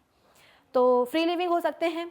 टेरेस्ट्रियल हो सकते हैं, एक्वेटिक हो सकते हैं, पैरासाइट की तरह भी काम कर सकते हैं, ग्रेगेरियस भी होते हैं, यानी कि झुंड में रहना इनको पसंद है। अभी वो जो टिड्डियों का अटैक हुआ था, पूरी की पूरी जो है ना फसल चाट जाते हैं ये लोग, वो जो इनको हम लोकस्ट कहते हैं, लोकस्ट भी किस में आते हैं, इन्हीं में आते हैं। झुंड में रहना इनको पसंद है। जो टिड्डियाँ आई थी वो झुंड में आई थी, है ना, अकेले अकेले नहीं आई थी लड़ने के लिए, झुंड में रहना उनको पसंद है। फिर इसके बाद में ये कॉलोनीज में भी रहते हैं। हनी बीज को देखा है आपने? हनी बी जब आप 11th में जाओगे ना तो आपको बहुत बेहतरीन तरीके से हनी बीज के बारे में पढ़ाया जाएगा, पूरा बिहाइव आपको समझाया जाएगा। एक क्वीन होती है, वर्कर बीज होती हैं, अलग अलग काम करती हैं वो, ठीक है। तो हनी बीज आपने देखा होगा कि हनी कोम में रहती हैं, छत्ते में रहती हैं, कॉलोनी बना करके अपनी रहती हैं, कुछ इस तरीके से, ठीक है। तो ये इनका हैबिटाट के बारे में भी हमने कुछ बेसिक इन्फॉर्मेशन पढ़ ली है। सेगमेंटेशन की बात करें तो इनमें आपको सेगमेंटेशन दिखाई देगा, लेकिन वो एक्सटर्नल होता है, इंटरनल नहीं होता है। इंटरनल हम बोलते हैं कि कोई सेप्टा वगैरह दिखाई नहीं देता है। एक्सटर्नली हम अगर बोले तो सेगमेंट्स जो होते हैं ना, इनकी बॉडी में जितने भी सेगमेंट्स होते हैं वो बेसिकली दो रीजन में फ्यूज हो जाते हैं। एक होता है सिफेलोथोरेक्स रीजन, सिफेलोथोरेक्स रीजन, और एक होता है एब्डोमेन रीजन, ठीक है। और एक होता है कौन सा? Abdomen region. तो एक होता है सिफेलोथोरेक्स और एक होता है एब्डोमेन रीजन। सिफेलोथोरेक्स में हम बोलते हैं कि क्या आ जाएगा? हेड आ जाएगा और थोरेक्स आ जाएगा। हेड दिखना तो भाई प्लेटीहेलमिन्थेस से शुरू हो चुका है ना। और इसके पहले जो हमने पढ़ा था एनेलिडा, वहाँ पे भी हमने देखा था कि एंटीरियर साइड के कुछ सेगमेंट्स फ्यूज होकर के हेड लाइक स्ट्रक्चर बनाते हैं। यहाँ पे भी हम बोलते हैं कि सेगमेंट्स हैं, इंटरनली नहीं है, एक्सटर्नली ही सेगमेंट्स प्रेजेंट हैं, और वो सेगमेंट्स दो रीजन में फ्यूज हो जाते हैं, सिफेलोथोरेक्स बनाते हैं, एब्डोमेन बनाते हैं। सिफेलोथोरेक्स में हम बोलते हैं कि हेड आता है और थोरेक्स रीजन आता है। तो टोटल आपको इनकी बॉडी में 3 रीजन दिखाई देंगे, हेड दिखाई देगा, थोरेक्स दिखाई देगा, और आपको दिखाई देने वाला है एब्डोमेन, ठीक है। जितने भी मच्छर मक्खी पता है सब आप चिपका दो कहाँ? फाइलम आर्थ्रोपोडा में। फिर इसके बाद में हम बोलते हैं कि हेड प्रेजेंट है, तो अधिकतर हम बोलते हैं कि सेंस ऑर्गन वगैरह, नर्वस सिस्टम तो होगा ही, ऑब्वियसली बात है, शुरू हो चुका है वो ऑलरेडी नर्वस सिस्टम, ठीक है। तो नर्वस सिस्टम होगा, और हेड रीजन में हम बोलते हैं कि सबसे ज़्यादा सेंस ऑर्गन होंगे। कैसे? मक्खियों का आपने एंटीना देखा है? एंटीना है ना, मक्खी, मच्छर, कॉकरोच, ये सब किस में आते हैं? आर्थ्रोपोडा में आते हैं। कहाँ होते हैं इनके एंटीने? इनके हेड पर होते हैं। इनके पास कंपाउंड आइज भी होती हैं। कंपाउंड आइज आप बोल सकते हो कि ना, इनको किसी भी एक छोटी चीज़ की बहुत सारी, कुछ इस तरह की, जैसे ये मक्खी है तो मक्खी की आपने जो है ना इस तरह की बड़ी बड़ी आंखें देखी होंगी, गोल गोल, ठीक है। और ये कंपाउंड आइज होती है, ये हमारे जैसी सिंपल आइज नहीं होती हैं। किसी भी छोटी चीज़ का ये क्या कर सकते हैं? बहुत सारी इमेजेस इनको दिखती हैं। अगर आपने वो मूवी देखी होगी मक्खी, तो मक्खी को दिखता कैसा है, कई बार कई जगह मूवी में वो दिखाया गया है। तो बहुत सारी जो है ना इनको एक कोई भी चीज़ जो है ना उसकी बहुत सारी छोटी छोटी इमेज इनको दिखाई देती है, तो इसलिए इनको हम कंपाउंड आइज कहते हैं कि एक ही चीज़ की बहुत सारी इमेजेस इनको दिखाई देंगी। तो ये बेसिकली किसी भी अपने एनिमी का मोशन ट्रेस करने में ये हेल्प कर सकती है, इनकी कंपाउंड आइज। तो मोस्टली हम बोलते हैं कि माउथ हो गया, माउथ पार्ट्स हो गए, हेड हो गया, सॉरी आइज हो गई, एंटीना हो गया, ये सब सेंस ऑर्गन्स कहाँ प्रेजेंट होते हैं? इनके हेड रीजन में ही प्रेजेंट होंगे। काइटिन का बना हुआ इनके पास एक स्केलेटन होता है, ठीक है। कुछ भी हो जाएगा और अगर नीचे कॉकरोच रखा रहेगा, वो कॉकरोच बच जाएगा, भले ही ऊपर से छत क्यों ना गिर जाए। इनके पास स्केलेटन होता है, एक्सोस्केलेटन, ठीक है, जो कि किसका बना होता है? काइटिन का बना होता है, और वो बहुत ही स्ट्रांग होता है, मजबूत होता है, ठीक है। आई होप इतना समझ में आ रहा होगा सबको।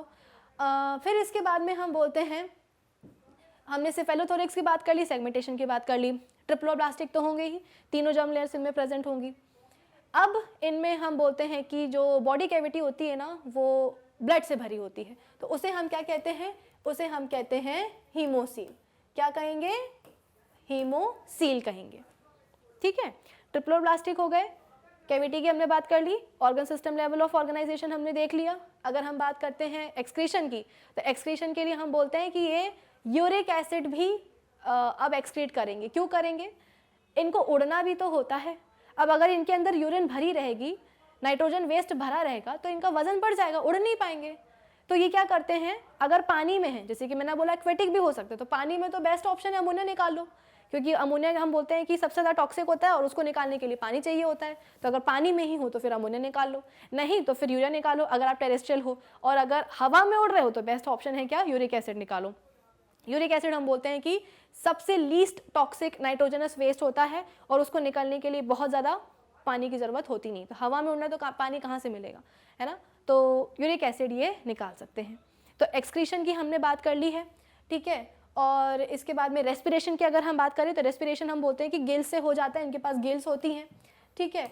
और इसके अलावा हम बोलते हैं कि ट्रैकिया होता है। एग्जैक्टली ऐसे ह्यूमन जैसे ट्रैकिया नहीं होते हैं, लेकिन हाँ कुछ ट्यूब जैसी फैली होती है, नेटवर्क जैसा फैला होता है पूरी बॉडी में। फिर इसके बाद में इनके पास बुक लंग्स और बुक गिल्स भी होते हैं। बुक लंग्स और बुक गिल्स बेसिकली किताब के पन्नों समान देखने को मिलते हैं, इसलिए नाम पड़ गया है क्या, बुक लंग्स और बुक गिल्स। तो रेस्पिरेशन गिल से हो जाएगा, बुक लंग्स और बुक गिल्स वगैरह से या ट्रकी से वगैरह से हो जाएगा, ठीक है। रेस्पिरेशन हो गया है।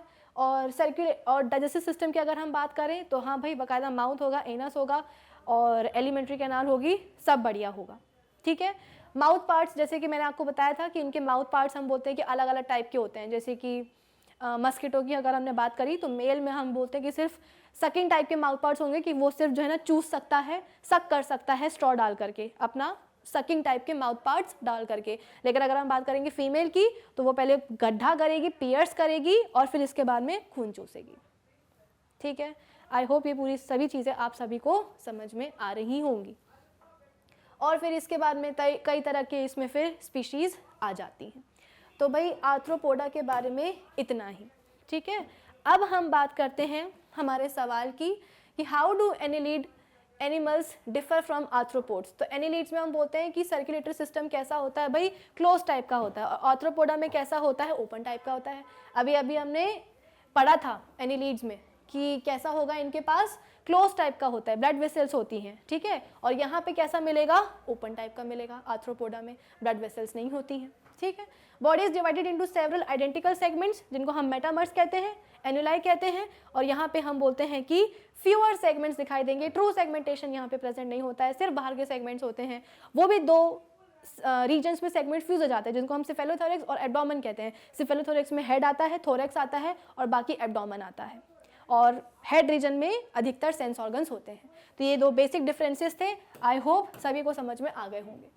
तो आज के सेशन को हम यही ख़त्म करते हैं। कई सारे हमने फाइला को डिस्कस कर लिया है। स्टार्ट किया था पॉरीफेरा के साथ, फिर सिलेंट्रेटा पढ़ा, फिर नेमेटोडा पढ़ा, फिर एनिलिडा पढ़ा, फिर हमने पढ़ा है आर्थ्रोपोडा। अब नेक्स्ट सेशन में हम मिलेंगे और नेक्स्ट सेशन में डिस्कस करेंगे कुछ और इंटरेस्टिंग फाइलम, ठीक है। तब तक आप क्या करेंगे, हमारे जो ऑफिशियल वेबसाइट है magnetbrains.com, उसे विजिट कर लीजिएगा, जहाँ पे आपको सभी चैप्टर्स के वीडियो लेक्चर्स मिलेंगे प्लेलिस्ट में अरेंज्ड। साथ ही साथ सभी टॉपिक्स है वहाँ पे आपको होंगे नोट्स भी available. So do visit our official website magnetbrains.com। Till then keep learning with Magnet Brains. Thank you for watching.